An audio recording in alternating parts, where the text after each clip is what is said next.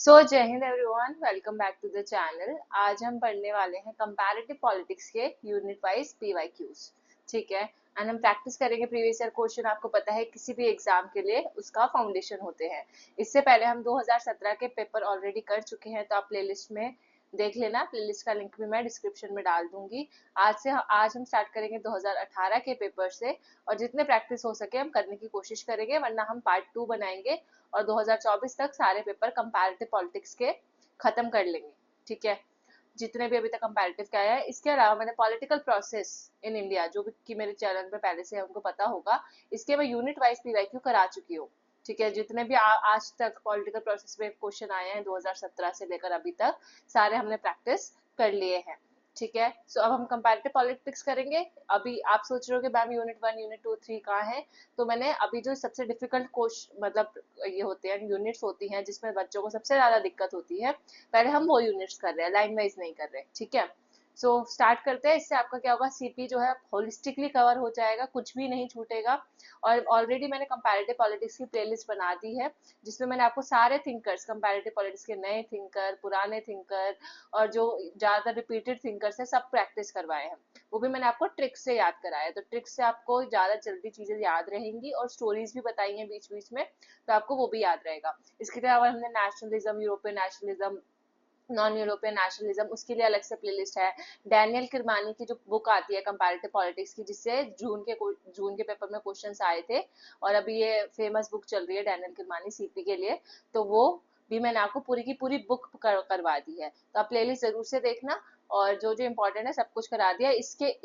अगर ये वाली सीरीज खत्म हो जाती है यूनिट वाइज, तो सीपी में आपका ऑलमोस्ट ऑलमोस्ट 80% टू 90% सिलेबस खत्म हो जाएगा, क्योंकि 10% हमेशा चांसेस होते हैं, 10 से 15% चांसेस होते हैं कि हमेशा यूनिक कॉन्सेप्ट्स आते ही आते हैं, राइट।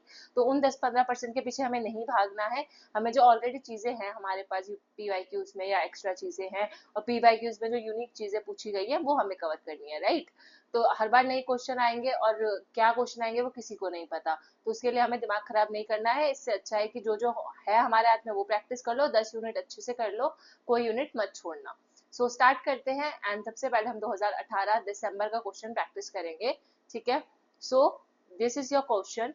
किसने कहा था कि political behaviour stands for both an intellectual tendency and a concrete academic movement. ये जो पॉलिटिकल बिहेवियर है वो क्या दर्शाता है, वो दर्शाता है कि जो पर्सन है जो पॉलिटिक्स में है, ठीक है, वो उनका इंटेलेक्चुअल कैपेसिटी या टेंडेंसी बोल लो, वो दर्शाता है कि वो इंटेलेक्चुअली कितने पावरफुल है, इंटेलेक्चुअली कितना अच्छा बिहेव करते हैं, और उनका एकेडमिक बैकग्राउंड कैसा है, कंक्रीट एकेडमिक मूवमेंट। ठीक है, तो वो सारी ये पॉलिटिकल बिहेवियर की एक डेफिनेशन है, आपको बताना है किसने दी है। और 2017 का पेपर आप देख लेना, पहले ही प्लेलिस्ट में आपको मिल जाएगा। सो आपको याद होगा कंपैरेटिव पॉलिटिक्स में या पॉलिटिकल साइंस में बिहेवियरलिज्म का कॉन्सेप्ट किसने दिया था, है ना। बिहेवियरलिज्म फिर पोस्ट बिहेवियरलिज्म का भी दिया था बाद में, तो वो थे हमारे डेविड ईस्टन। तो अगर आपने कभी डेफिनेशन नहीं सुनी, थोड़ा सा आप तुक्का लगा के डेविड ईस्टन मार्क कर सकते थे। और हम अभी टाइम मशीन में वापस नहीं जा सकते ना, कि 2018 में जाके हम पेपर देंगे और मैं बोल रही हूँ कि हाँ उस टाइम होता तो आप कर लेते, नहीं। अगर दोबारा ऐसा कुछ रिपीट होता है तो उसमें आपको ये हेल्प मिलेगी। Now next question, very important question, कि एल्मंड ने पॉलिटिकल सिस्टम दिया था, आपको पता होगा। ठीक है, पॉलिटिकल सिस्टम का जो उनका पूरा का पूरा आइडिया था, थ्योरी थी, उसमें उन्होंने कुछ 4 बातें बताई थी। ठीक है, 2-4 बातें बताई थी, इसमें से आपको बताना है कौन सी करेक्ट है। ठीक है, तो जिसने प्रैक्टिस कर रखा है आराम से आप क्वेश्चन बता दोगे, वीडियो पॉज कर लो और थोड़ी देर सोच के देन वीडियो रिज्यूम करके आप मेरे आंसर से मैच कर सकते हो। ठीक है, तो correct answer for this question would be, सबसे पहले ऑप्शन देखते हैं, ऑल पॉलिटिकल सिस्टम है पॉलिटिकल स्ट्रक्चर्स, तो ये सही है। सारे पॉलिटिकल सिस्टम है, हर सिस्टम का एक अलग पॉलिटिकल स्ट्रक्चर होता है, correct. All political system do not perform the same function, तो सारे जो पॉलिटिकल सिस्टम है वो एक जैसा फंक्शन परफॉर्म नहीं करते, ये एल्मंड ने अपने कैरेक्टराइजेशन में नहीं बताया था। Then all political system are not multi functional. अब यहाँ पे नॉट लिखा है, अगर नॉट नहीं लिखा होता तब ये स्टेटमेंट सही होता है, क्योंकि सारे पॉलिटिकल सिस्टम जो होते हैं वो मल्टी फंक्शनल होते हैं। मल्टी फंक्शनल यानी कि वो एक से ज्यादा फंक्शंस परफॉर्म करते हैं। जैसे पार्लियामेंट अपना फंक्शन अलग परफॉर्म करती है, एग्जीक्यूटिव का अलग फंक्शन होता है, जुडिशरी का अलग फंक्शन होता है, ब्यूरोक्रेट्स का अलग होता है, सिटीजन के अलग फंक्शन होते हैं अपने, उनकी ड्यूटीज होती है, तो मल्टी फंक्शनल होता है। यहाँ पे नॉट वर्ड आ गया, इसलिए ये स्टेटमेंट भी गलत। Fourth option, all political system are mix system in cultural sense, तो ये सही है कि सारे पॉलिटिकल सिस्टम जो है एक तरीके से मिक्स सिस्टम होते हैं, वहां पे आपको वैरायटी ऑफ कल्चर्स देखने को मिलते हैं। तो ये दो बातें जो थी एलमेंट ने अपने पॉलिटिकल सिस्टम में बताई थी। अब आपको लग रहा होगा कि सारे मिक्स सिस्टम नहीं होते या हर जगह सेम फंक्शन फॉलो नहीं होते, ये भी सही होना चाहिए, पर हमें अपने पर्सपेक्टिव से नहीं, एलमेंट के पॉलिटिकल सिस्टम के पर्सपेक्टिव से क्वेश्चन बताना था कि उसने क्या बातें बताई। तो option number 2 would be the right answer for this question. अब इसी का थोड़ा सा एक्सप्लेनेशन देख लेते हैं। जैसे अभी थोड़ी देर पहले हमने पॉलिटिकल बिहेवियर की डेफिनेशन देखी ना, डेविड ईस्टन की, तो हो सकता है आपसे ये भी पूछ ले कि पॉलिटिकल सिस्टम की डेफिनेशन एलिमेंट के अकॉर्डिंग क्या है। ठीक है, और ये पूछा भी गया है। तो फेमस डेफिनेशन है the system of interactions to be found in all independent societies which perform the functions of integration. तो पॉलिटिकल सिस्टम क्या होता है? एक ऐसा सिस्टम होता है जहाँ पे अलग अलग जो सोसाइटीज हैं आपस में क्या करती है, इंटरैक्ट करती हैं। तो जो interaction, system of interaction keyword है, बस इतना भी याद रखोगे तो आपके लिए बेनिफिशियल होगा कि अगर कोई क्वेश्चन आए और ऐसी कोई डेफिनेशन आपको दिखे तो एलिमेंट की होगी वो। ठीक है, और बाकी इस डेफिनेशन को समझना हो तो मैंने आपको बताया कि जैसे अलग अलग इंडिपेंडेंट सोसाइटीज है, आपस में वो किस तरीके से कनेक्टेड होती है। एक बंदा अपने काम के लिए दूसरे पे भी कनेक्टेड होता है।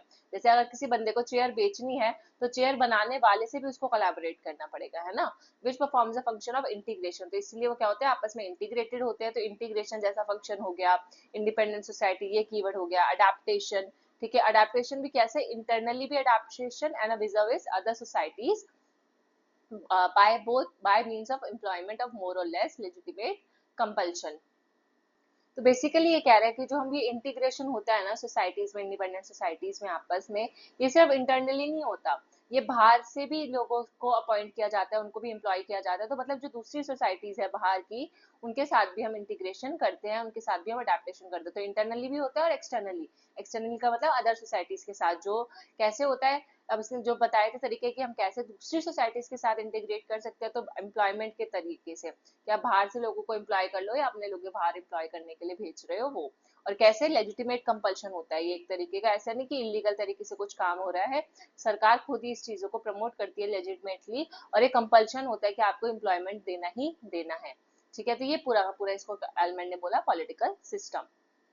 सो now next question, David Easton का आपको पता है ब्लैक बॉक्स मॉडल भी जिसको हम बोलते हैं, इनपुट आउटपुट, जिसमें डिमांड्स अंदर जाती हैं, ठीक है, पॉलिटिकल सिस्टम में, और बाहर क्या आता है, हमारी पॉलिसीज, ठीक है, जिसको आउटपुट बोलते हैं। ठीक है, तो इनपुट आउटपुट मॉडल से ये क्वेश्चन है कि 4 तरीके के इनपुट्स जो थे डेविड ईस्टन ने बताए थे। अब आपको बताना है, इसमें आप वीडियो पॉज करो और चारों ऑप्शन पढ़ो और क्या करेक्ट आंसर होना चाहिए।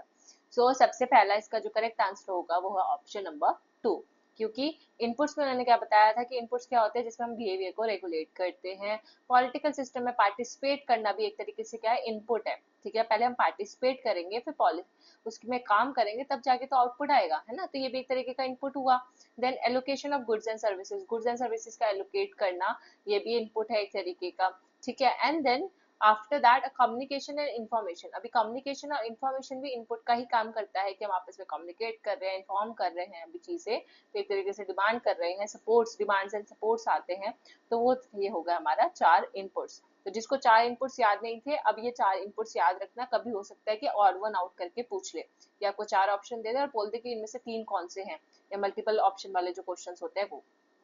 और एक और चीज, अगर आप यहाँ पे गौर करो तो यहाँ पे तीनों ऑप्शन, हर चार, इसमें चारों में 3 ऑप्शन तो सेम है, बस ये पार्टिसिपेशन एंड पॉलिटिकल सिस्टम एक जगह लिखा, इकोनॉमिक सिस्टम एक जगह लिखा, इंटरनेशनल सिस्टम है ना, और एक जगह लिखा सोशल सिस्टम।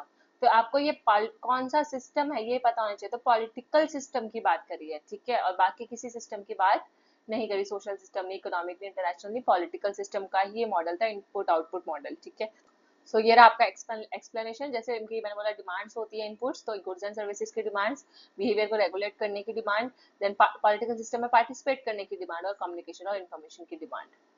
सो अब बताओ कि किसने ये कहा था कि a government without a constitution is a power without right. अगर एक सरकार हमने बना ली है लेकिन उसका कोई कॉन्स्टिट्यूशन नहीं है, जैसे कि हमारे पास सरकार इंडिपेंडेंस के टाइम पे कांग्रेस थी, लेकिन मान लो उस कांग्रेस ने जो कॉन्स्टिट्यूंट असेंबली बनाई उसमें कोई कॉन्स्टिट्यूशन होता ही नहीं है हमारे पास, तो वो एक वैसा ही है कि एक आपके पास पावर तो है लेकिन आपके पास उसको पावर को एक्सरसाइज करने का राइट नहीं है। मैं बहुत पावरफुल हूँ लेकिन मेरे पास पावर यूज करने का राइट ही नहीं है। ठीक है, तो ये वैसा ही है, मतलब एक कितना जरूरी होता है कॉन्स्टिट्यूशन किसी भी गवर्नमेंट के लिए, किसी भी नेशन के लिए, वो इसमें हाईलाइट है ये पॉइंट। तो ये एग्जांपल जो ये जो स्टेटमेंट है ये दिया है थॉमस पेन ने, तो correct answer would be Thomas Paine. So here is the explanation. ये English born American political activist थे, पॉलिटिकल थ्योरिस्ट, रेवोल्यूशनरी, नाम सुना ही होगा आपने। ये वैसे तो ये क्वेश्चन अगर हम देखें तो यूनिट 1 से हो सकता है, क्योंकि यूनिट 1 में हमारे जो कंसेप्ट्स एंड आइडियोलॉजीज आते हैं उसमें जो कंसेप्ट्स होते हैं उसमें राइट्स में ये पढ़ते हैं इनको, ठीक है, राइट्स वाले जो कॉन्सेप्ट है उसमें पढ़ते हैं, राइट्स जस्टिस वगैरह, तो उसमें राइट्स वाले में। तो वैसे ये क्वेश्चन का भी हो सकता है, प्लस ये सीपी का भी क्वेश्चन हो सकता है, क्योंकि कॉन्स्टिट्यूशन कमांड या पावर का कॉन्सेप्ट जो है हम कंपैरेटिव पॉलिटिक्स में भी पढ़ते हैं, तो आप इसको दोनों में इंक्लूड कर सकते हो ये क्वेश्चन, ठीक है। और ये स्टेटमेंट बेस्ड था और इसका ये करेक्ट आंसर था। थोड़ा सा जूम आउट कर दिया है, आपको बताना है इनमें से क्या करेक्ट स्टेटमेंट्स है। 4 ऑप्शन आपके सामने है कि जो फेडरल काउंसिल है स्विट्जरलैंड की, वो उसको इम्पीच किया जा सकता है, मतलब कि उसको खारिज किया जा सकता है, जैसे हमारे यहाँ पे प्रेसिडेंट का इम्पीचमेंट होता है ना, गवर्नर का, वैसे ही स्विट्जरलैंड में फेडरल काउंसिलर्स का इम्पीचमेंट हो सकता है। तो ये जो स्टेटमेंट है देखा जाए तो ये गलत है। आई होप आपने अपना आंसर सोच लिया होगा। Then vice president presides over the joint session of American Congress. तो जो वाइस प्रेसिडेंट है, जब अमेरिकन कांग्रेस की यहाँ पे बात हो रही है, ठीक है, यहाँ पे जहाँ पे मतलब अमेरिका की जो पार्लियामेंट है वहाँ पे, तो वहाँ पे जब भी ज्वाइंट सेशन बुलाया जाता है तब वाइस प्रेसिडेंट उसका हेड होता है। तो ये सही है। तो जो जो पॉइंट सही है वो तो आपको अपने दिमाग में याद कर लेने हैं अभी के अभी, ठीक है, दोबारा रिपीट हो जाए कुछ कभी आ जाए तो आपको पता होना चाहिए कि हाँ भाई अमेरिकन कांग्रेस में ज्वाइंट सेशन होता है और जो वहाँ पे वाइस प्रेसिडेंट उसको हेड होता है। लेकिन ये भी याद रखो, गलत वाला भी तो याद रखोगे ना, कभी गलत ये वाली स्टेटमेंट दोबारा से गलत ऑप्शन में आ गई तो आपको ये भी पता होना चाहिए। अगर यहाँ अगर और मान लो कभी यहाँ पे लिखा जाए कैन नॉट बी इम्पीच्ड, तब भी आपको पता चलेगा हाँ भाई ये स्टेटमेंट सही है, क्योंकि हमने पढ़ा था कि फेडरल काउंसिलर जो है स्विट्जरलैंड में इम्पीच नहीं हो सकते, ठीक है, नहीं हो सकते मतलब ये सही है, लेकिन यहाँ पे लिखा है हो सकते हैं, तो ये स्टेटमेंट गलत थी, ठीक है। अभी तो आपको यहाँ से देखो 4-5 चीजें और याद हो जाएंगी। तो ये 2 पॉइंट्स आपको याद होगा कि क्या कहाँ पे क्या होता है। तो इंडिया का जो प्रेसिडेंट है वो इंडियन पार्लियामेंट को सिर्फ एक ही बार मैसेज भेज सकता है। आप तो खुद इंडियंस हो, आई होप ज्यादातर जो भी वीडियोस देख रहे हैं, तो आपको पता होगा इंडिया का प्रेसिडेंट ऐसा नहीं है कि सिर्फ इंडियन पार्लियामेंट को एक ही बार मैसेज भेजेगा और दोबारा नहीं भेज पाएगा, तो ये गलत हो गया। देन जो ब्रिटेन का जो प्राइम मिनिस्टर है वो सिविल सर्विसेज और गवर्नमेंट एजेंसी से रिलेटेड जितने भी काम होते हैं वो उसकी जो देख रेख है या उसका जो मैनेजर है, एक तरीके से मैनेजमेंट कौन करता है, ब्रिटेन का प्राइम मिनिस्टर। किसका मैनेजमेंट, मतलब कि सिविल सर्विसेज का और गवर्नमेंट एजेंसीज को ओवरसी, यानी कि ओवरसी आप मान सकते हो मैनेज करना, या फिर उसका जो हेड होता है, ठीक है, जिसके अंडर ये एजेंसीज आती हैं। तो civil service agencies and government agencies Britain के पीएम के अंडर आती हैं। अब इसको मैं क्यों स्ट्रेस कर रही हूँ, क्योंकि ये सही है। तो 2 और 4 कहाँ है, ऑप्शन नंबर 2 में, राइट। आपको ये भी याद रखना है कि एक तो हमने ये वाला हेड याद रखिया कि वाइस प्रेसिडेंट हेड होता है, यहाँ पे प्राइम मिनिस्टर ब्रिटेन का जो हेड है सिविल सर्विस एजेंसीज का वो प्राइम मिनिस्टर होता है। अब एक बार एक्सप्लेनेशन देख लेते हैं। 4th वाली एक्सप्लेनेशन मैंने आपको बता दी, 2nd वाली भी आपको ये समझा दिया। स्विट्जरलैंड में जो फेडरल काउंसिलर्स होते हैं वो ना ही उनको हम वोट आउट कर सकते हैं by office of by a motion of no confidence, मतलब हम कभी जो फेडरल काउंसिलर्स पे हम नो कॉन्फिडेंस मोशन भी नहीं लगा सकते और ना ही उनको इम्पीच कर सकते हैं। तो नो कॉन्फिडेंस मोशन भी लगा सकते हैं और इम्पीचमेंट भी नहीं कर सकते। किस पे, फेडरल काउंसिलर्स, मतलब फेडरल काउंसिलर जो स्विट्जरलैंड में है वो बहुत पावरफुल पोजीशन पे होते हैं। तो यहाँ से आपको ये पॉइंट याद रखिए। दूसरा, आर्टिकल 86 जो है इंडियन कॉन्स्टिट्यूशन का, वो right of a president to address and send messages to the houses. तो अभी आर्टिकल यहाँ से आपको याद होगा कि कौन से आर्टिकल की यहाँ पे बात हुई थी, जो हमारा ऑप्शन गलत हुआ, कि प्रेसिडेंट के पास ये राइट है कि वो लोकसभा या राज्यसभा को अपना मैसेज एड्रेस कर सकता है और भेज सकता है। ये आर्टिकल 86 में मेंशन है। तो यहाँ से आप ये आर्टिकल याद रख लो। और इस आर्टिकल के अकॉर्डिंग प्रेसिडेंट चाहे तो किसी भी पार्लियामेंट के किसी भी हाउस को मैसेज भेज सकता है जब मर्जी चाहे। अब हमारे कॉन्स्टिट्यूशन में ये मेंशन नहीं है कि सिर्फ एक बार भेज सकता है, 2 बार भेज सकता है, नहीं लिखा, तो हम उस स्टेटमेंट को गलत ही मानेंगे। तो ये हो गया। और चौथा मैंने आपको अभी समझा ही दिया था। तो जिसमें ज्यादा कंटेंट है या ज्यादा ऑप्शंस है उसमें मैं जूम आउट कर रही हूँ बार बार, ठीक है, और जहाँ पे लग रहा है कि हाँ एक ही इसमें आ रहा है तो मैंने जूम इन कर दिया है, ठीक है। तो ये मैं सोचना है कि स्क्रीन बड़ी छोटी कैसे हो रही है, ठीक है, वो मैं ही कर रही हूँ।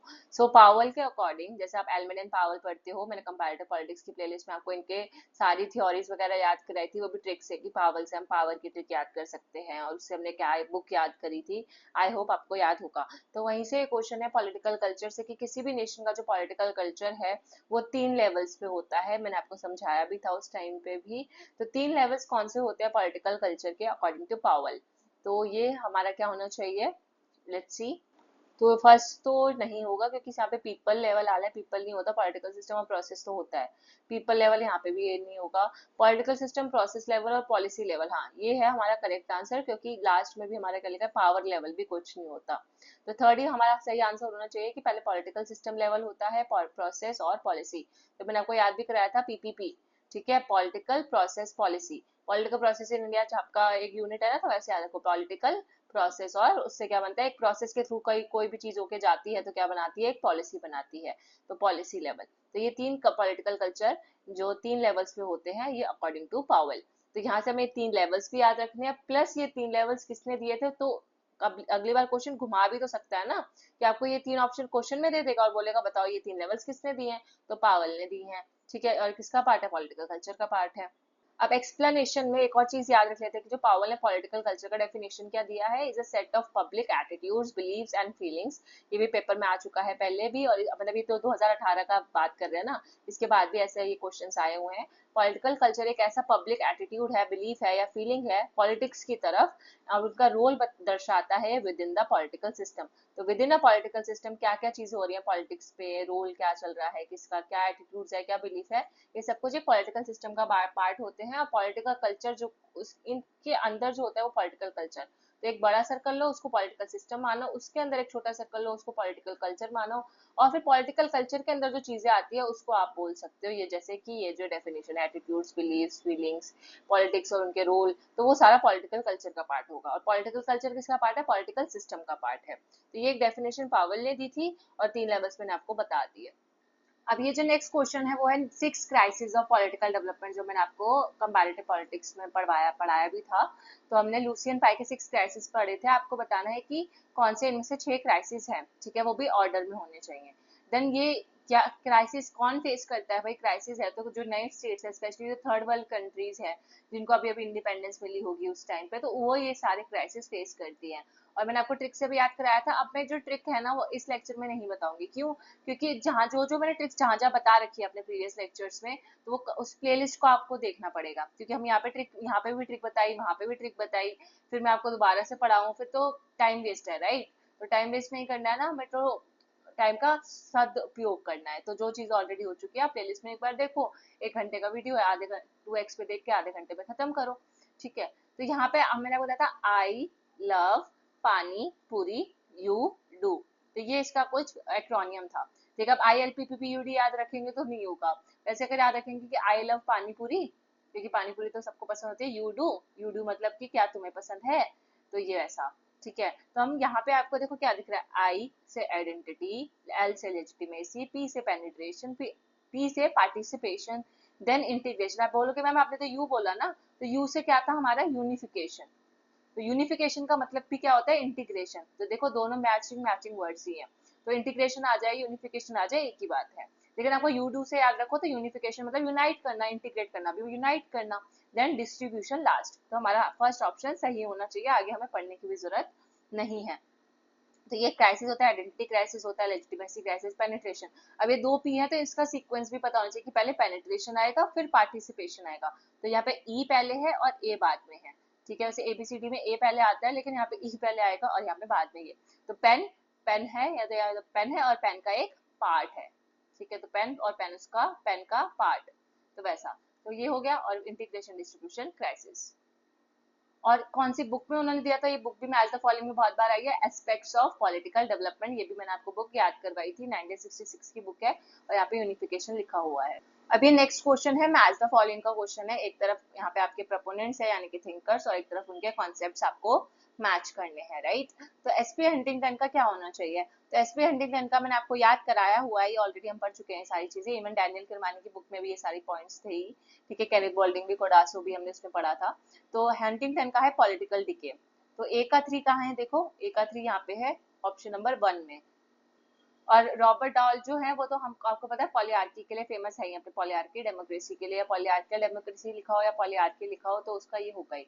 देन हमारा देखिए केनेथ बोल्डिंग, तो केनेथ बोल्डिंग का हमने पढ़ा था पॉलिटिकल सिम्युलेशन, तो हमको सिमुलेशन बोल्डिंग ऐसे याद भी किया था। तो केनेथ बोल्डिंग का पॉलिटिकल सिमुलेशन, यहाँ पे आई एन जी आ रहा है, यहाँ पे आई ओ एन आ रहा है, शन और ये से। बिल्डिंग के कॉन्सेप्ट से भी हमने इन्हें इनकी सारी काफी सारी थ्योरीज याद की थी, तो आपको देखना पड़ेगा कि और क्या क्या हमने बिल्डिंग से याद किया है। तो फर्नांडो कार्डासो, ठीक है, फर्नांडो एच कार्डासो का हो गया हमारा एसोसिएटेड डेवलपमेंट और डिपेंडेंट मॉडल। तो ये जो मॉडल था वो कोडासो ने दिया था, ए डी डी एड, ठीक है। तो हमें क्या करना है, अपनी कार में कुछ चीज ऐड करनी है, और डोसो लिखा है या डोज ऐड करना है, कुछ भी आप ऐसे याद कर सकते हो कि हमें अपनी जो बीमारी हुई है हमें एक और डोज ऐड करनी है, तो ऐड यानी कि एसोसिएटेड डेवलपमेंट और डिपेंडेंट। अब इनका एक्सप्लेनेशन पढ़ लेते हैं। तो एसपीएनटिंग का पॉलिटिकल डिके का कॉन्सेप्ट क्या कहता है, वैसे तो मैंने आपको पढ़ाई भी दिया था कि how chaos and disorder can result when social modernisation outpaces आना चाहिए, यहाँ पे आउटपेसेस लिख दिया। हाँ आउटपेस भी ठीक है, outpaces political and so institutional modernisation. तो बेसिकली उन्होंने पॉलिटिकल डिके किसको बोला कि जब हमारी सोसाइटी में सोशल मॉडर्नाइजेशन आता है, मान लो ठीक है सोशल लेवल पे मॉडर्नाइजेशन आया और उस मॉडर्नाइजेशन की वजह से जो पॉलिटिकल और इंस्टीट्यूशनल मॉडर्नाइजेशन था वो खत्म हो गया, ठीक है। तो उससे क्या होगा, सोसाइटी में एक तरीके का chaotic सिचुएशन होगी, डिसऑर्डर क्रिएट होगा। तो chaos और डिसऑर्डर होगा तो उसको उन्होंने क्या बोला, पॉलिटिकल डिके, क्योंकि पॉलिटिकल और जो इंस्टीट्यूशनल चीजें थी वो तो डिके हो गई ना, खत्म हो गई, और उसकी जगह सोशल मॉडर्नाइजेशन आया। तो जड़ क्या है, कारण क्या है पॉलिटिकल डिके का, तो social modernization. Then Robert Dahl का पॉलियार्कियल डेमोक्रेसी, इसका मतलब है कि ऐसा गवर्नेंस जिसमें अथॉरिटी जो है वो न्यूमरस पीपल में डिस्ट्रीब्यूटेड होती है, मतलब सिर्फ एक बंदे के हाथ में अथॉरिटी नहीं होगी, पॉली मतलब होता है ना बहुत सारा, ग्रुप्स में, ठीक है, तो ग्रुप्स के पास अथॉरिटी होती है, उसको हम बोलते हैं पॉलियार्कियल डेमोक्रेसी। दैट केनेट बॉल्डिंग का है पॉलिटिकल सिमुलेशन, इसका मतलब ये एक तरीके की गेम होती है that seeks to imitate the administration and politics of a country in its entirety और इन पार्ट्स। कि मतलब सिमुलेशन क्या मतलब है, नकल करना, ठीक है। तो भी अगर पूरे का सिस्टम, ठीक है, पूरा का पूरा एडमिनिस्ट्रेशन, पूरा का पूरा पॉलिटिक्स आप किसी दूसरी की नकल करके अपने में डाल लेते हो, जैसे हमको बोला जाता है ना कभी कभी कि इंडिया जो है उन्होंने बाहर की कंट्री से अपना, उनका कुछ भी नहीं है, उन्होंने बाहर की कंट्री से बहुत सारी चीजें जो अच्छी लगी वो ले ली और वह एग्जैक्ट वैसे का वैसे कॉपी कर लिया है, ठीक है, ऐसा बोला जाता है एज अ क्रिटिसिज्म, पर ऐसा है नहीं। हमने अपने कॉन्टेक्स्ट के हिसाब से जो चीज अच्छी थी, और कोई अच्छी चीज अपनाना बुरी बात तो है नहीं, और प्लस हमने उसमें पूरा एग्जैक्ट नहीं उठाया था, चेंजेस करके मॉडिफिकेशन से मॉडिफाई भी करी थी अपने हिसाब से काफी चीजें। पर इसका मतलब आपको समझ आ गया, नकल करना, किसी की पूरा का पूरा पॉलिटिक्स उठा लेना, किसी की दूसरी कंट्री का पूरा का पूरा एडमिनिस्ट्रेशन कॉपी कर लेना, उसको हम पॉलिटिकल सिमुलेशन बोलते हैं, और ये केनेथ बॉल्डिंग ने ये आइडिया दिया था। देन फर्नांडो कार्डासो का है एसोसिएटेड डेवलपमेंट डिपेंडेंट, तो जिसमें उन्होंने लैटिन अमेरिकन इकोनॉमिक्स के बारे में बताया है कि जो लैटिन अमेरिकन इकोनॉमिक्स है उनको लोकल बुर्जुआजीज कंट्रोल करते हैं, और उन्होंने बोला वहां पे उनके पास ऑप्शन होता है या तो वो एसोसिएटेड हो जाए, या तीन ऑप्शन होते हैं, एसोसिएटेड, या वो डिपेंडेंट हो जाए दूसरी कंट्रीज पे जो लैटिन अमेरिकन इकोनॉमीज है, क्योंकि वो गरीब देश होते हैं ज्यादातर, या अंडर डेवलप्ड होती है लैटिन अमेरिकन। तो दो ऑप्शन, तीन ऑप्शन है उनके पास, एसोसिएट होने का या डिपेंडेंट होने का, या वो खुद ही ना डिपेंडेंट हो ना एसोसिएट हो, वो खुद ही डेवलपमेंट करने की कोशिश करें। तो ये तीन ऑप्शन उनके पास होते हैं। तो अब आपको याद रह गया, एक तो इसका मॉडल, प्लस इन्होंने किस कॉन्टेक्स्ट में बोला, तो लैटिन अमेरिकन इकोनॉमिक्स के कॉन्टेक्स्ट में बोला है, ये भी याद रखना इंपॉर्टेंट है। Now next question, again books and authors, British political parties। तो British political parties comparative government और comparative politics, quest for theory, यहाँ पे शॉर्ट फॉर्म लिख दिया लगता है, quest for theory।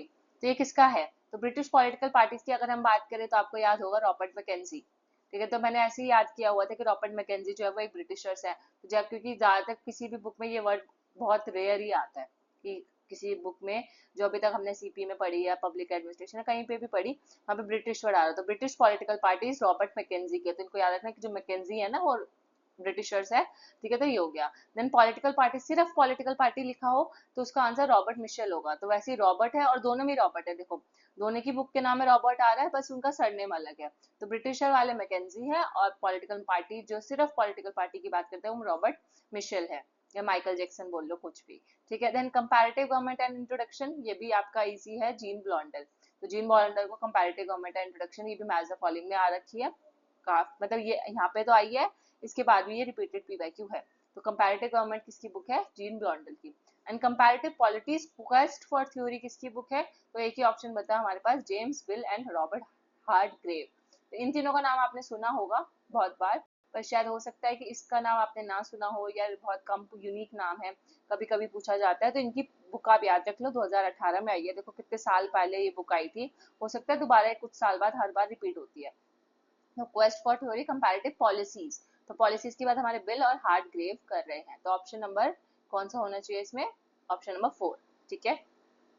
तो ये इसका एक्सप्लेनेशन है, कभी हो सकता है अगर क्रोनोलॉजी में लगाने के लिए पूछ ले, वैसे ईयर तो नहीं पूछेगा, क्रोनोलॉजी अगर आपको वैसे बता दूं कि कौन सा थिंकर सबसे अभी नए वाले होंगे, तो जीन ब्लॉन्डर जो है इन सब में से सबसे नए थिंकर है, अभी लेटेस्ट में जीन ब्लॉन्डर है, ठीक है। और सबसे पुराने थिंकर की अगर हम बात करें, जो जेम्स बिल और हार्डग्रेव थे, 1973 की बुक है, और 1973 सॉरी, इससे भी पहले 1911 में रॉबर्ट मिशेल की, तो रॉबर्ट मिशेल सबसे पुराने हो गए इसमें, अगर हम चारों थिंकर्स की बात करें तो रॉबर्ट मिशेल्स बहुत पुराने हैं, जीन ब्लॉन्डर अभी नए के हैं 1995 के, ठीक है, अभी 2000 से जस्ट पहले के। और फिर उसके बाद ये हमारे जेम्स बिल और हार्डग्रेव उसी टाइम के, और ये 55 जो है मैकेंजी है, ठीक है। रॉबर्ट मिशेल सबसे नए हो गए, सबसे पुराने हो गए सॉरी, और जीन ब्लॉन्डर नए वाले हो गए। अब मैं आपको इसलिए भी बता रही हूँ कि हो सकता है मैंने जैसे आपको बुक्स और ऑथर्स पढ़ा दिया बस हो गया, लेकिन कभी कभी कितनी बार क्रोनोलॉजी में आ जाता है ना बुक्स के नाम और वैसे, और आपको बुक्स के नाम पता है, उनके ऑथर का नाम पता है, तब कभी ना कभी शायद इसको कर सकते हो। ये नहीं बोल रही कि 1% चांसेस है कि ऐसा कुछ आ जाए, बट स्टिल। अब ये जो हमारा क्वेश्चन है एलीट थ्योरी से, अब कंपैरेटिव पॉलिटिक्स पढ़ो और एलीट थ्योरीज ना पढ़ो तो ऐसा तो हो नहीं सकता। एलीट थ्योरीज हर कोई पढ़ता है, ठीक है। तो क्या करेक्ट आंसर होना चाहिए इसमें? करेक्ट कुछ है इसमें से, मतलब 3 स्टेटमेंट ऐसी हैं जो गलत है, सिर्फ एक ही सही है। तो देखते हैं, जेम्स बर्नम का सर्कुलेशन ऑफ एलिट्स, नहीं, सर्कुलेशन ऑफ एलिट तो रॉबर्ट मिशेल का हमने पढ़ा था, राइट। और सॉरी सॉरी, रॉबर्ट मिशेल नहीं, सॉरी, पेरिटो का था, हाँ याद आया। तो पेरिटो का था सर्कुलेशन ऑफ एलिट, और जेम्स बर्नम का क्या कॉन्सेप्ट था? Managerial evolution, managerial revolution. तो ये फर्स्ट वाला तो गलत हो गया, और मैंने बता दिया क्यों गलत है। देन ये गलत हो गया, सी राइट मिल्स जो है वो बात करते हैं to create power groups consist of political, economy and managerial classes. तो ये 3 ग्रुप्स में कौन ऐसा बंदा है जो इस पावर को बांट, मतलब क्लासेस को बांटता है, 3 टाइप्स की क्लासेस बताता है, कौन? तो जिसका कॉन्सेप्ट था ruling class and ruled class, याद आया? कौन थे हमारे? मॉस्का। तो ये भी हमारा गलत, यहाँ पे क्या होना चाहिए था? मॉस्का होना चाहिए था। और रूलिंग क्लास में ये बताया था कि पॉलिटिकल क्लास होती है, एक इकोनॉमिक क्लास होती है और एक मैनेजरियल क्लास होती है। देन यहाँ पे मॉस्का की बात करें तो मॉस्का जो है एम्फेसाइज करते हैं on personal characteristics of elites. So ये हमारा करेक्ट आंसर है कि हाँ, मॉस्का ने पर्सनल कैरेक्टरिस्टिक्स ऑफ एलीट बताए थे, plus social characteristics of elites भी बताए थे। और एलीट थ्योरी जो है प्लूरलिज्म को सपोर्ट करती है, तो नहीं, एलीट थ्योरी प्लूरलिज्म के अगेंस्ट होती है, उसको अपोज करती है, ठीक है। तो एक बार इसका एक्सप्लेनेशन देख लेते हैं, तो ये भी गलत है, ऑप्शन नंबर 3 सही होना चाहिए।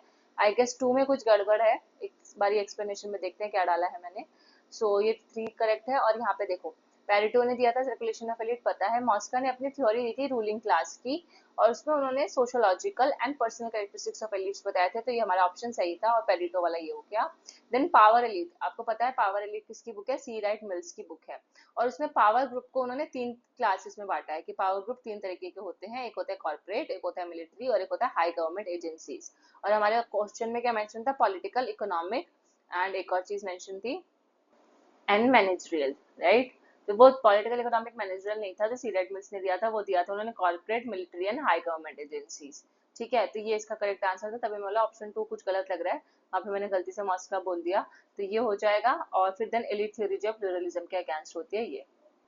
अब आपको बताना है इनमें से कौन सी दो स्टेटमेंट ऐसी हैं, 2 या 3, ठीक है। चलो हिंट दे देती हूँ, कोई 2 स्टेटमेंट ऐसी है जो आपको करेक्ट है, ठीक है। तो अमेरिकन सेनेट जो है उसके पास पावर है रेवेन्यू बिल्स अमेंड करने की, तो ये स्टेटमेंट हमारा सही है कि यस, अमेरिकन सेनेट है, उसके पास पावर है रेवेन्यू बिल्स अमेंड करने की। Then option number 2, house of representatives has special power to originate revenue bills, और जो हाउस ऑफ रिप्रेजेंटेटिव्स जो है उनके पास, मतलब यहाँ पे इंडिया के कॉन्टेक्स्ट में बात हो रही है मोस्ट प्रोबेबली, क्योंकि यहाँ पे किसी कंट्री का नाम मेंशन नहीं है। तो जो हाउस ऑफ रिप्रेजेंटेटिव्स है उसके पास क्या होती है? स्पेशल पावर होती है रेवेन्यू बिल्स ओरिजिनेट करने की, तो ये भी सही है। देन ब्रिटेन में एग्जीक्यूटिव और लेजिस्लेचर का जो रिलेशन होता है वो डिफ्यूजन ऑफ पावर पे बेस्ड होता है, तो ये गलत है। एंड देन अमेरिकन प्रेसिडेंट जो है वो हाउस ऑफ रिप्रेजेंटेटिव्स को डिसॉल्व कर सकता है, तो हाउस ऑफ रिप्रेजेंटेटिव, अच्छा यहाँ पे भी अमेरिका की बात हो रही है, ठीक है ठीक है। तो यहाँ पे फोर्थ ऑप्शन से हमें ये कॉन्टेक्स्ट पता चला, तो ठीक है, फोर्थ ऑप्शन भी गलत है। वैसे तो अमेरिकन प्रेसिडेंट के पास हाउस ऑफ रिप्रेजेंटेटिव्स को डिसॉल्व करने की पावर नहीं होती, तो 1 एंड 2 सही है, तो 1 and 2 will be the right answer. अब एक बार एक्सप्लेनेशन देख लेते हैं तो और अच्छे से समझ आ जाएगा। हाउस ऑफ रिप्रेजेंटेटिव्स के पास स्पेशल पावर होती है, जो हमने अभी देखा, ये करेक्ट ऑप्शन था। सारे रेवेन्यू बिल्स वहीं से ओरिजिनेट होते हैं, वहीं से निकलते हैं, ठीक है। लेकिन उसको अमेंड कौन कर सकता है? तो अमेंड अमेरिकन सेनेट करता है। तो house of representative revenue bills को ओरिजिनेट करता है, शुरुआत करता है, रेवेन्यू बिल्स को लेकर आता है, मतलब इंट्रोड्यूस करता है बेसिकली। यहाँ पे जैसे हम इंडिया के कॉन्टेक्स्ट में बोलते हैं ना, इंट्रोड्यूस करना किसी बिल को, तो वो कौन करता है? अमेरिका के केस में हाउस ऑफ रिप्रेजेंटेटिव। और अमेरिकन सेनेट का क्या काम होता है? उसको अमेंड करने का, ठीक है। तो जैसे हम पार्लियामेंट यहाँ पे अमेंडमेंट करती है, वहां से अमेरिकन सेनेट अमेरिका में अमेंड करती है। इन ब्रिटेन द एग्जीक्यूटिव और लेजिस्लेचर हैव क्लोज रिलेशनशिप, तो ब्रिटेन में एग्जीक्यूटिव और लेजिस्लेचर का एक अच्छा आपस में क्लोज रिलेशनशिप होता है, ये सही है। वेयर जो क्वेश्चन था उसमें ये लिखा था कि ब्रिटेन में एग्जीक्यूटिव और लेजिस्लेचर का जो रिलेशनशिप है वो डिफ्यूजन ऑफ पावर पे बेस्ड होता है, तो ये डिफ्यूजन ऑफ पावर नहीं होता है, इनका आपस में क्लोज रिलेशनशिप पे होता है। यहाँ पे मतलब उल्टा लिखा है यहाँ पे, क्योंकि एग्जीक्यूटिव का यहाँ पे बोल रहा है कि अलग है और लेजिस्लेचर अपना उसके रास्ता अलग है, तो अलग अलग पावर डिफ्यूजन है, बल्कि ऐसा नहीं है, ये इनका पावर आपस में कहीं ना कहीं को एग्जिस्ट करता है, आपस में मेल खाता है, कंपैटिबल होता है। नाउ थर्ड चीज क्या कहते हैं, यूएस का जो कॉन्स्टिट्यूशन है वो अलाउ नहीं करता for the resolution of Congress by the president.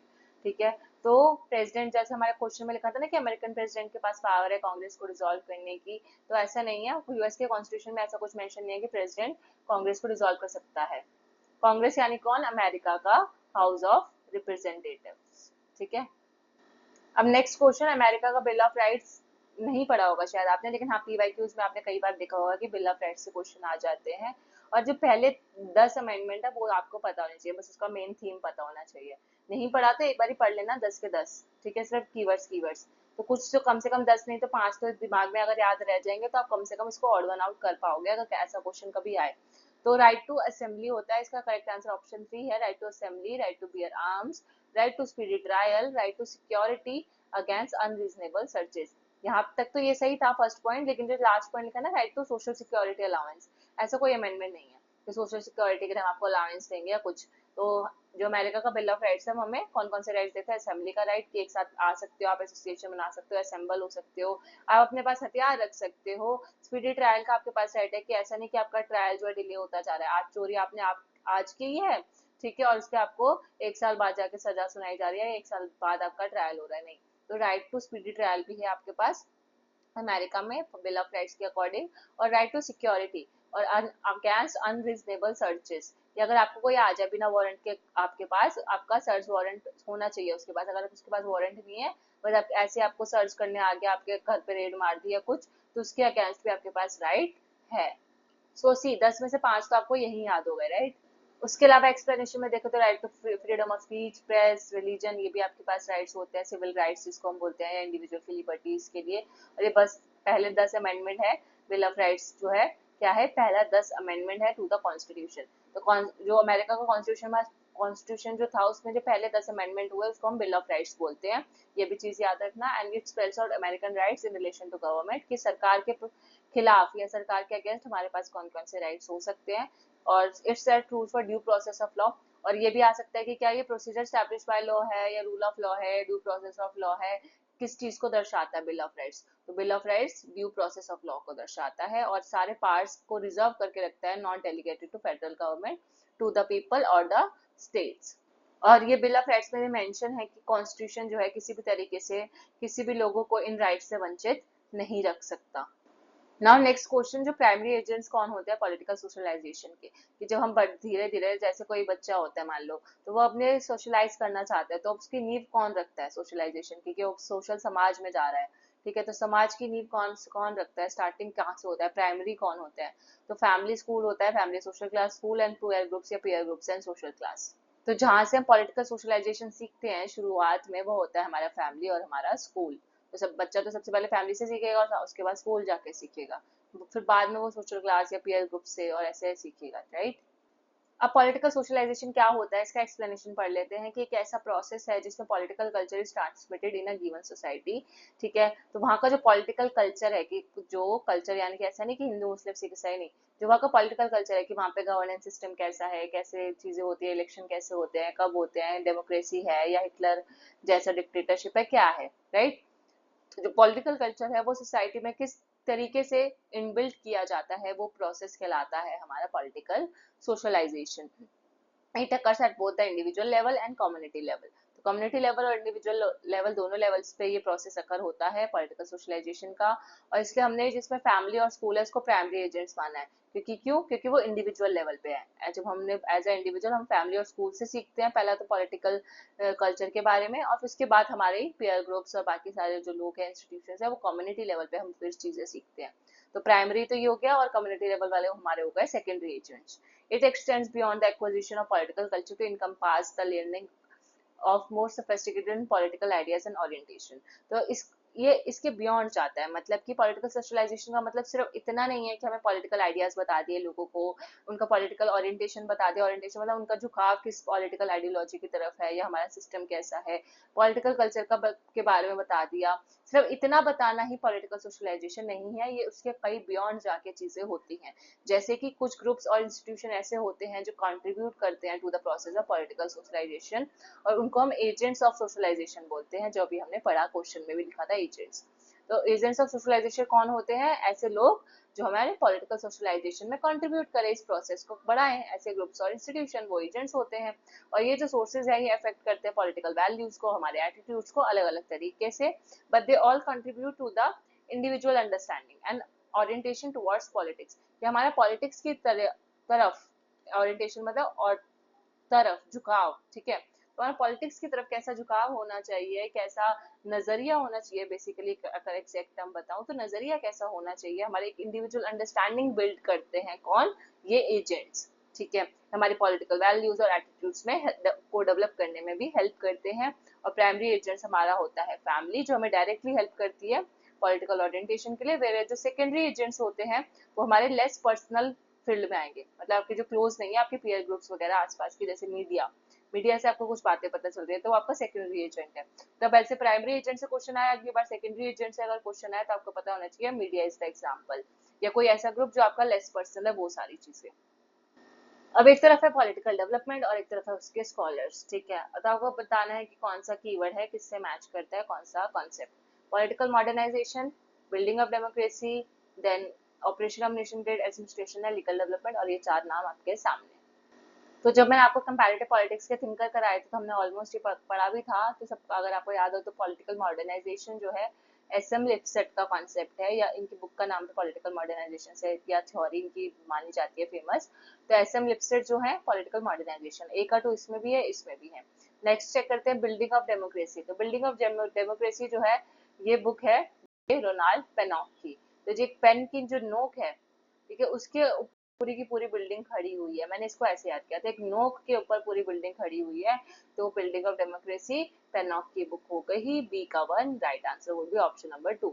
सी का 4 operation of nation state Edward shills का है, ये भी हमने एडवर्ड शिल्स की भी सारे बुक्स एंड ऑथर्स का और इनकी जो थ्योरी थी सब याद कराई थी, इनको चिल्स लगते थे, इनको बहुत ठंड लगती थी, ये स्विट्जरलैंड का है या जम्मू कश्मीर का है, बहुत सारी चीजें मैंने आपको बताई थी।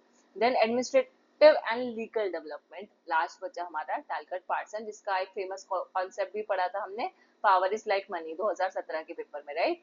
तो power is like money Talcott Parsons का, तो मैंने आपको याद करवाया बताया कि पर्स में हम मनी रखते हैं, वैसे पर्स में उन पर्स का इस्तेमाल, उस पर्स में जो उन्होंने पैसे रखे उसका इस्तेमाल उन्होंने एडमिनिस्ट्रेटिव और लीगल डेवलपमेंट के लिए किया, ऐसे याद रख सकते हो। तो 2 ऑप्शन हो गया करेक्ट। चलो अब एक्सप्लेनेशन भी हाथों हाथ नहीं पढ़ लेते हैं, पॉलिटिकल मॉडर्नाइजेशन एसएम लिपसेट का कांसेप्ट है, पता चल गया। अब इसमें है क्या, तो इसमें बोलते हैं कि जो पहला स्टेप होता है ना मॉडर्नाइजेशन का, वो होता है अर्बनाइजेशन। तो ये पहली बात आपको एक कीवर्ड याद रखना है कि पहला स्टेप क्या होता है अर्बन मॉडर्नाइजेशन उनका, urbanization according to SM Lipset. जो फिर अर्बनाइजेशन के बाद नेक्स्ट स्टेप क्या होता है, मीडिया ग्रोथ और लिटरेसी, ठीक है, फिर अर्बनाइजेशन, मीडिया ग्रोथ और लिटरेसी, ये हो गया हमारा एक। फिर नेक्स्ट स्टेज आएगी, ये वैसे आपको मैंने पूरा ऐसे एनिमेशंस के थ्रू थ्योरेटिकल वाइज समझाया था, अभी तो पैराग्राफ वाइज है, लेकिन मैंने आपको ऐसे भी समझा रखा है, आप देख लेना। नेक्स्ट स्टेप होता है अर्बनाइजेशन, मीडिया ग्रोथ और लिटरेसी के बाद का जो स्टेप होता है उसमें होता है रैपिड इंडस्ट्रियल ग्रोथ, जिसमें हमारा कम्युनिकेशन नेटवर्क इंप्रूव होता है।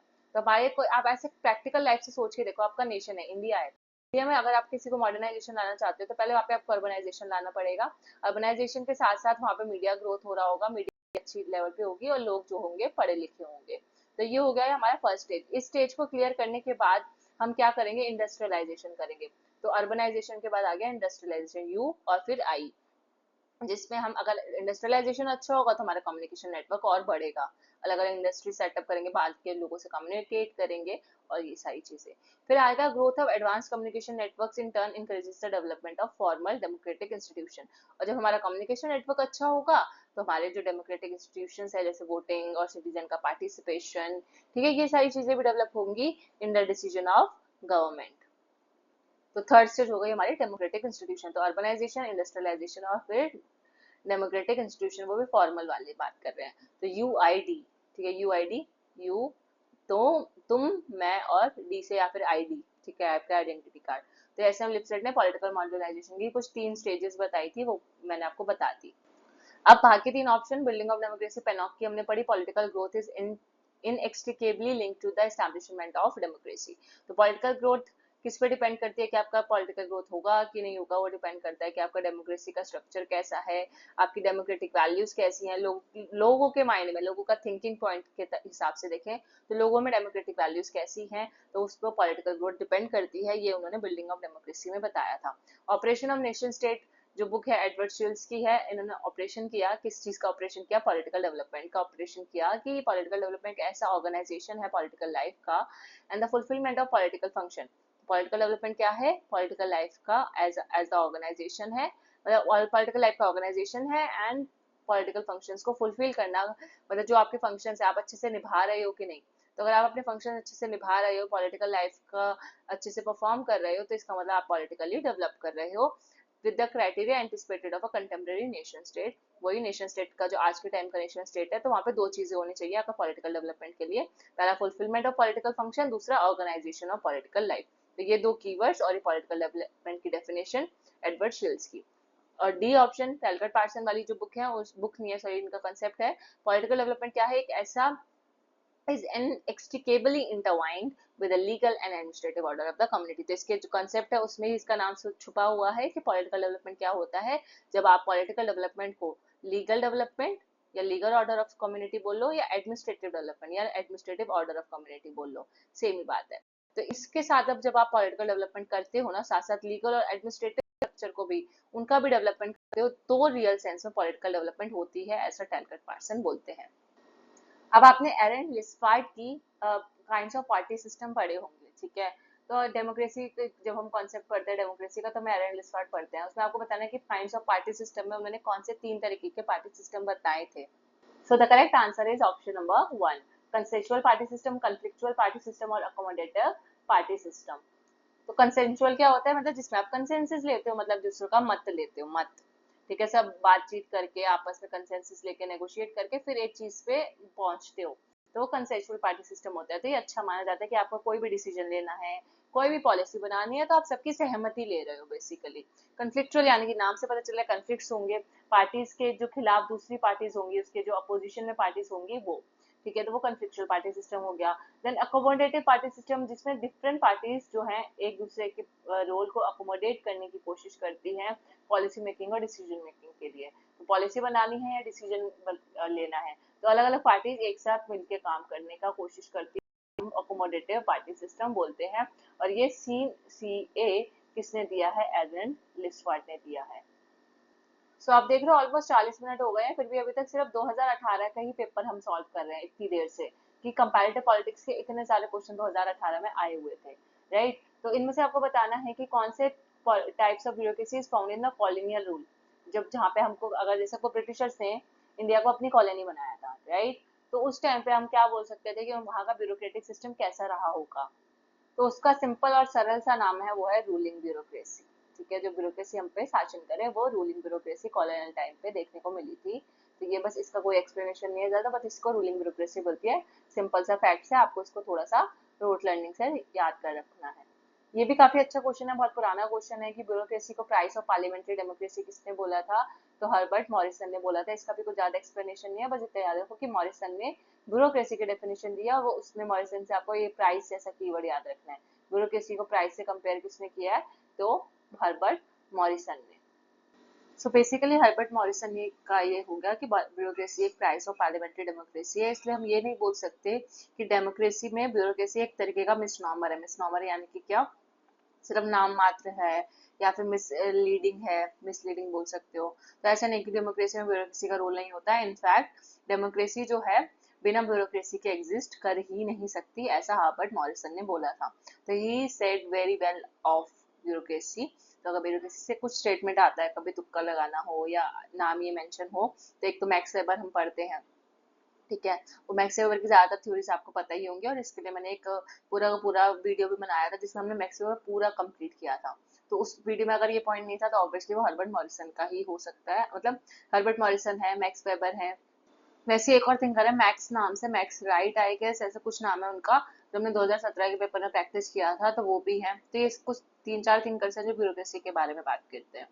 सो नेक्स्ट क्वेश्चन काफी इजी क्वेश्चन है कि किन कंट्रीज के पास डुअल सिटीजनशिप है, मतलब नेशनल सिटीजनशिप भी और स्टेट सिटीजनशिप भी मिलती है उनको।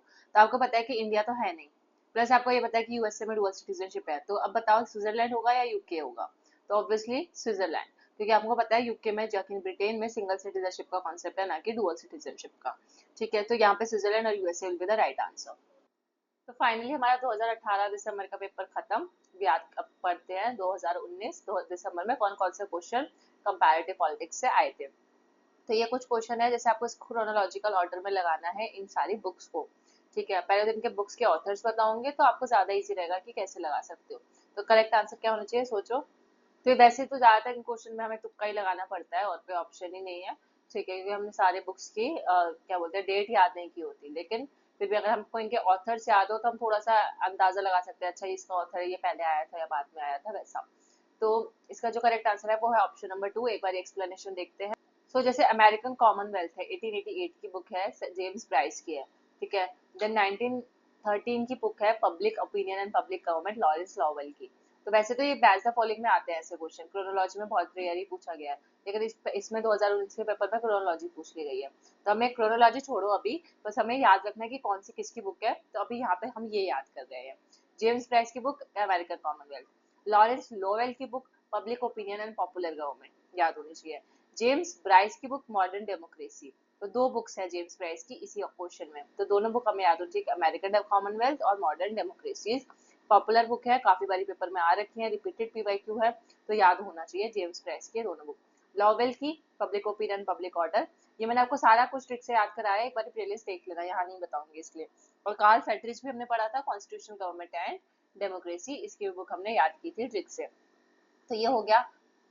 और ये जो है बुक क्रोनोलॉजी में लिखी है, पहले जेम्स प्रेस की कॉमन अमेरिकन कॉमनवेल्थ आई थी, फिर जेम्स प्रेस की मॉडर्न डेमोक्रेसी उसने बाद में लिखी थी, और उसके बीच में लॉवेल की भी बुक है, और फिर कार्ल फेडरिच की लास्ट में है। अब यहाँ पे वेलफेयर स्टेट के बारे में कुछ डेफिनेशन दे रखी है, आपको बताना है कौन सी सही है, चाहे आप ऑप्शन में देखो कौन से है, खुद चारों स्टेटमेंट पढ़ो और सोचो क्या सही हो सकता है। तो वेलफेयर स्टेट क्योंकि एक पॉजिटिव कॉन्सेप्ट है, वेलफेयर स्टेट होना हमारी सोसाइटी में एक अच्छी बात है, बुरी तो अच्छी बात है। और इसके कुछ बुरे कारण भी है जो कि हमें कौन कम्युनिस्ट बताते हैं, लेकिन इसके यहाँ पे लिखा है it is a state that provide for its citizens a wide range of social services. तो वेलफेयर स्टेट में हमें सोशल सर्विसेज मिलती है, सही बात है।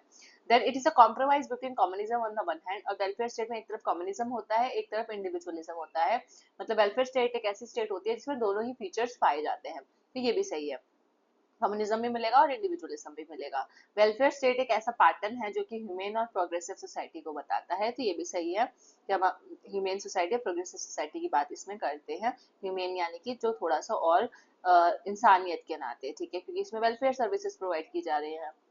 देन वेलफेयर स्टेट जो है हमें minimum standard of subsistence provide करता है without removing incentives to private sector, मतलब प्राइवेट सेक्टर के हम इंसेंटिव्स नहीं लेते, और हमें यानी कि जो गरीब वर्ग है उनके सब्सिस्टेंस के लिए, सब्सिस्टेंस यानी कि इतना दे दिया जाए कि वो सरवाइव कर सके। ठीक है, एटलीस्ट जैसे वो बोलते हैं ना, रोटी कपड़ा मकान, तो बस इतना दे दो कि जिससे वो सरवाइव कर सके, तो सब्सिस्टेंस होता है।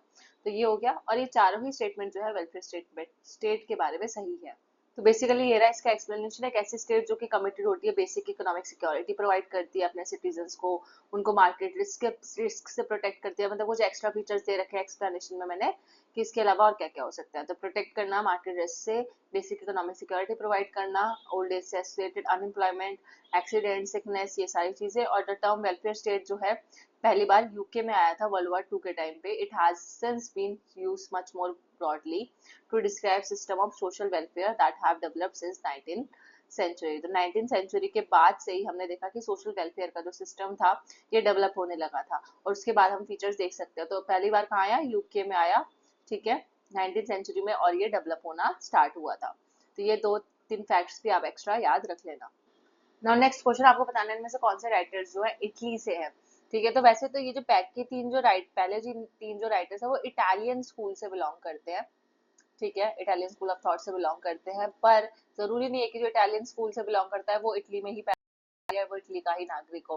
और सी राइट्स मिल्स आपको पता है अमेरिका के हैं, अमेरिकन सोशोलॉजिस्ट है, तो ये तो नहीं होगा। बच्चा 1 2 3, और इनमें से क्या है, वेलफिल्ड पेरेटो, गॉन्टानियो मॉस्का, ये दोनों इटली के हैं। ठीक है, लेकिन रॉबर्ट मिशेल जो है इटली के नहीं, ये जर्मन है, लेकिन ये इटालियन स्कूल से बिलोंग करते हैं, लेकिन है ये जर्मन। तो ये भी गलत, 1 and 2 will be the right answer. Now next question, Almond, Gabriel Almond जो है वो होमोजेनियस कल्चर की बात करते हैं। और होमोजेनियस कल्चर कहाँ पाया जाता है? होमोजेनियस मतलब एक समान कल्चर, कि जहाँ पे सारे लोग एक ही तरीके का कल्चर फॉलो करते हो। तो आप खुद सोचो कि हमारी कंट्री में क्या होमोजेनियस कल्चर है? बल्कि इंडिया तो क्या है, डेवलपिंग कंट्री में आता है। तो डेवलपिंग कंट्रीज का आंसर नहीं होगा, क्योंकि इंडिया में अगर हम देखें तो नहीं है। यूएसए में है, हाँ है भाई, यूएसए में सारे क्रिश्चियनिटी को मानते हैं ना, तो यूएसए में है। तो यूएसए क्या है? डेवलप्ड कंट्री है, तो यहाँ पे आंसर होगा डेवलप्ड कंट्री। सो एक्सप्लेनेशन देखें तो गैब्रियल आर्मे पॉलिटिकल कल्चर बता रहे हैं कि जो डेवलप्ड कंट्रीज होती है वहाँ का पॉलिटिकल कल्चर होमोजीनियस होता है, फ्री है, प्लूरल है, लिबर्टेरियन है, रैशनल है, मॉडर्न है, ट्रेडिशनल है और सेकुलर आउटलुक है। तो उसमें तो सब कुछ है वहाँ पे, डेवलप्ड है ना, तो डेवलप्ड में सब ये एक्सप्लेनेशन। और एस्पेक्ट्स ऑफ पॉलिटिकल डेवलपमेंट अभी 2018 के पेपर में ही मैंने आपको एक्सप्लेनेशन में याद कराई थी, किसकी थी, जिसमें हमने 6 क्राइसिस याद करे थे, याद करो 6 क्राइसिस भी याद किए थे ना पॉलिटिकल डेवलपमेंट के। I love panipuri, yes, Lucian Pye की ये बुक है। तो ये मैंने आपको लिखा दिया, 1966 की है। Which one of the following is not a function of political parties? तो ये हमने अभी कल के लेक्चर में भी प्रैक्टिस किया था सेम क्वेश्चन। तो ये रूल एडजुडिकेशन इसका नहीं है, क्योंकि रूल एडजुडिकेशन किसका काम है भाई? बताओ बताओ, कोर्ट्स का काम है, जुडिशरी का काम है, ठीक है। तो रूल एडजुडिकेशन इसका काम नहीं है। और मैंने आपको ये पॉलिटिकल प्रोसेस इन इंडिया के जो हमने सीरीज किया अभी थोड़े टाइम पहले, मतलब कल परसों में ही मैंने एक और सीरीज कंप्लीट कराई पॉलिटिकल प्रोसेस इन इंडिया के, तो उसमें भी मैंने ये क्वेश्चन डाला था और इसमें भी ये सेम क्वेश्चन है, क्योंकि दोनों में ही आते हैं। इनपुट आउटपुट फंक्शन आपको याद होगा, 4 इनपुट्स होते हैं, 3 आउटपुट होते हैं। पॉलिटिकल प्रोसेस में भी बताया था, अभी लास्ट लेक्चर में ही बताया मैंने सारा, ठीक है। तो ये 3 इनपुट्स हैं, और ये जो रूल मेकिंग, और ये रूल मेकिंग होता है, फिर रूल एप्लीकेशन होता है, और रूल एडजुडिकेशन, ये 3 आउटपुट्स होते हैं। और इसके अलावा एक हमने याद किया था पॉलिटिकल कम्युनिकेशन, वो इनपुट होता है, जो कि 4 इनपुट में। तो एक्सप्लेनेशन में वैसे लिखा हुआ है, तो देखो ये 4 इनपुट फंक्शन जो मैंने बताए, ठीक है, कल भी पढ़ लिए थे वैसे तो। एलमेंट के हैं, एलमेंट ने बताए थे पॉलिटिकल पार्टीज के कौन कौन से फंक्शन होते हैं, इनपुट फंक्शन बताए थे, और 3 आउटपुट फंक्शंस बताए थे। तो ये पॉलिटिकल पार्टीज के नहीं होते आउटपुट फंक्शन, पॉलिटिकल पार्टीज के सिर्फ इनपुट फंक्शंस होते हैं, ठीक है। सो ये हो गया रूल मेकिंग, रूल, और ये तो आउटपुट फंक्शन किसका काम होता है? पॉलिटिकल पार्टी का थोड़ी होता है, ये तो पार्लियामेंट का काम है। रूल एप्लीकेशन एग्जीक्यूटिव का काम है, और रूल एजुडिकेशन किसका काम है? जुडिशरी का काम है। तो ये पॉलिटिकल पार्टी का थोड़ी काम है, इनपुट फंक्शन पॉलिटिकल पार्टीज के होते हैं बस। Then political order in changing societies, ये भी हमने सीपी की प्लेलिस्ट में मैंने आपको याद करवाई रखी है, सारी बुक्स तो हमने सारी याद करी हुई है। So the correct answer is option number 4, SP Huntington की बुक है, इजी है।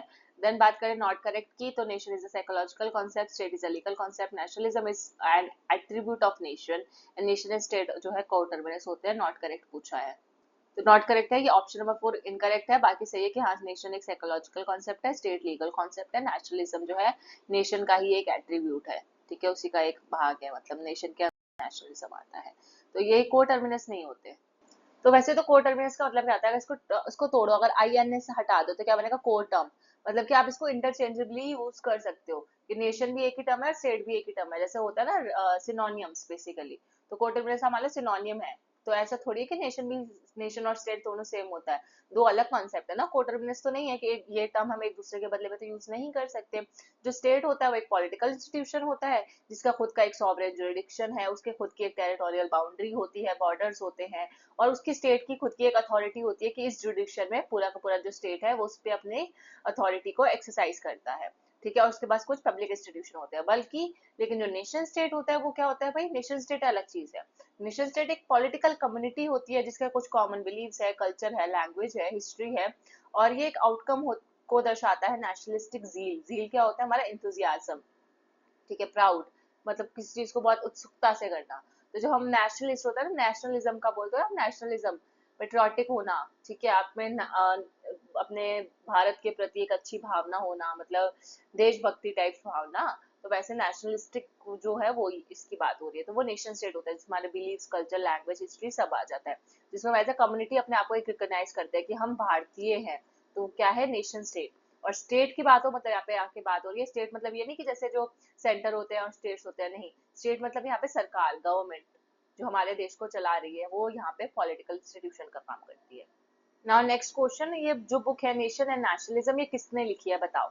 तो नेशन और नेशनलिज्म जो बुक है, मैंने आपको European and non European nationalism कराया था अपने प्लेलिस्ट में। यहाँ पे मैंने आपको सारे थिंकर्स याद कराए थे, ठीक है, विद ट्रिक। तो कौन सा था बताओ जो नेशनल नेशनलिज्म की बात करता है? अच्छा, इसका जो हिंट दे दूं, हाई कल्चर की कौन बात करता है? चलो, हाई कल्चर, तो वो बात करते हैं कौन? अर्नेस्ट गेल्नर। तो एग्जाम्पल जिसका एक्सप्लेनेशन है, तो नेशनल नेशनलिज्म अर्नेस्ट गेल्नर की 1983 की बुक है। अब हम आ गए 2000 जून के क्वेश्चन पे, ठीक है। तो जो यही थे 2019 दिसंबर के जो क्वेश्चन थे, उससे कंपैरेटिव पॉलिटिक्स से इतने ही क्वेश्चन आए थे। अब देखते हैं जून में कितने क्वेश्चन आए थे, काउंट भी करते जाना। Make someone better without making other words is associated with which one of the following. तो कौन सा प्रिंसिपल को ये दर्शाता है? वैसे ये जो क्वेश्चन है पॉलिटिकल थ्योरी में भी पढ़ सकते हैं और कंपैरेटिव पॉलिटिक्स में भी पढ़ सकते हैं, दोनों में ही पढ़ सकते हैं, ठीक है। इवन ये जो रॉल्स की बात हो रही है जैसे, तो डब्ल्यूपीटी का भी क्वेश्चन बन सकता है। तो मतलब 3-4 जगह से हम बना सकते हैं, बट अभी हमने इसको कंपैरेटिव पॉलिटिक्स में डाला है। तो बताओ कि ये किसका कोट है या किस प्रिंसिपल को दर्शाता है? कि मतलब अपने फायदे के लिए दूसरे का नुकसान करना जरूरी नहीं है, या अपने आप को बेस्ट बनाने के लिए दूसरे को वर्स्ट करना जरूरी नहीं है। ये तो ये पेरेटो का प्रिंसिपल ऑफ ऑप्टिमैलिटी है। तो जिसको नहीं पता, अब मैंने आपको समझा भी दिया और इसका मीनिंग भी समझ आ गया होगा। तो नेक्स्ट क्वेश्चन है हमारा इंस्टीट्यूशनलिज्म एंड न्यू इंस्टीट्यूशनलिज्म के डिफरेंस से रिलेटेड। तो क्या ऐसा कौन सा ऐसा वर्ड है आपको यहाँ पे दिख रहा है जो इंस्टीट्यूशनलिज्म और न्यू इंस्टीट्यूशनलिज्म को दो अलग अलग फील्ड ऑफ स्टडी बताता है? तो पहले तो इसके लिए आपको पता होना चाहिए कि इंस्टीट्यूशनलिज्म क्या होता है, न्यू इंस्टीट्यूशनलिज्म क्या होता है। तो नहीं पता तो इसके बाद आप जाओगे, कोई भी यूट्यूब वीडियो सर्च करो और इन दोनों का मीनिंग पहले समझ लो, ठीक है, डिफरेंस समझ लो। फिर डिफरेंस समझने के बाद जब आप ये क्वेश्चन करोगे तो आई होप आपको इसका आंसर पता होगा। तो वैसे तो इसका करेक्ट आंसर है प्रिंसिपल ऑफ एक्सपेरिमेंटेशन। तो दोनों में ही एक्सपेरिमेंट का जो तरीका जो होता है वो अलग अलग होता है। तो बेसिकली पहले तो हम यहीं पे थोड़ा सा समझ लेते हैं। जैसे यहाँ पे इंस्टीट्यूशनलिज्म का मतलब है ट्रेडिशनल इंस्टीट्यूशनलिज्म। तो इंस्टीट्यूशनलिज्म लिखा हो या ट्रेडिशनल इंस्टीट्यूशनलिज्म लिखा हो, सेम ही बात है। तो एक ऐसा अप्रोच होता है जिसमें हम क्या स्टडी करते हैं? फॉर्मल इंस्टीट्यूशंस की और गवर्नमेंट इंस्टीट्यूशंस की।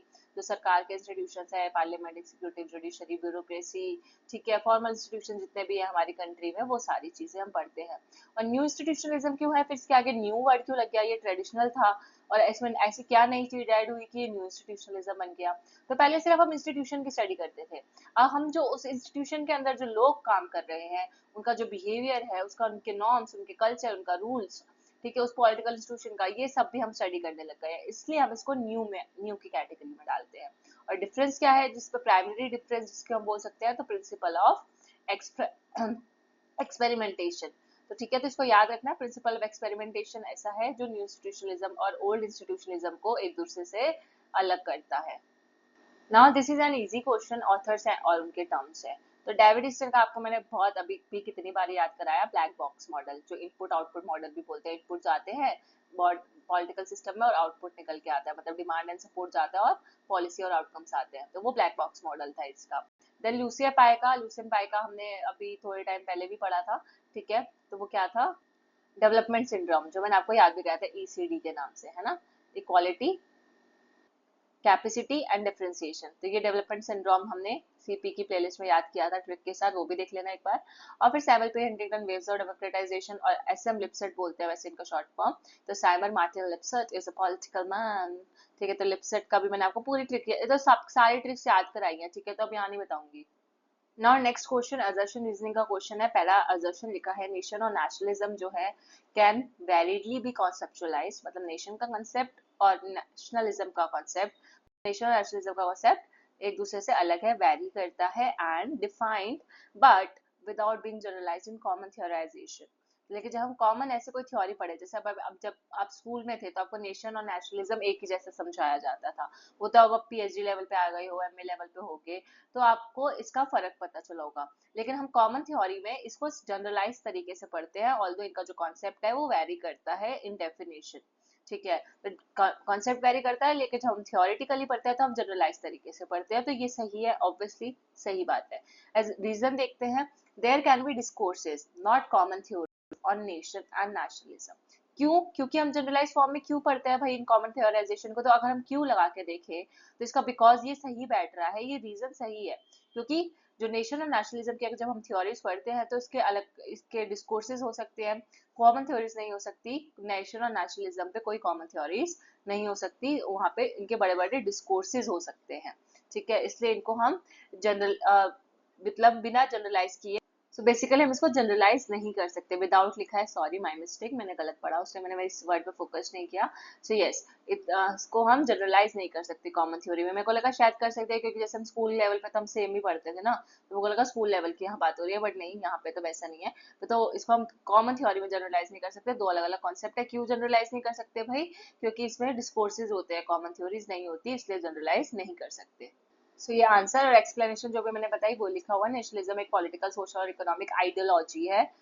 Focus on this word, ideology है, और एक ये मूवमेंट है जो कि हमें क्या करते हैं, हम इसमें प्रमोट करते हैं interest of a particular nation. ठीक है, तो पर्टिकुलर नेशन का इंटरेस्ट को हम प्रमोट करते हैं नेशनलिज्म की भावना में, specially with the aim of gaining and maintaining the nation sovereignty. और हमारा एम क्या होता है इसके लिए, कि हमें नेशन की सॉवरेनिटी को मेंटेन करके रखना है, उसको और ज्यादा सपोर्टिव और उसको ग्रो करना है। बेसिकली गेनिंग यानी कि ग्रो करना है, अपनी नेशन की सॉवरेनिटी को बढ़ाना है, सेल्फ गवर्नेंस रहना है।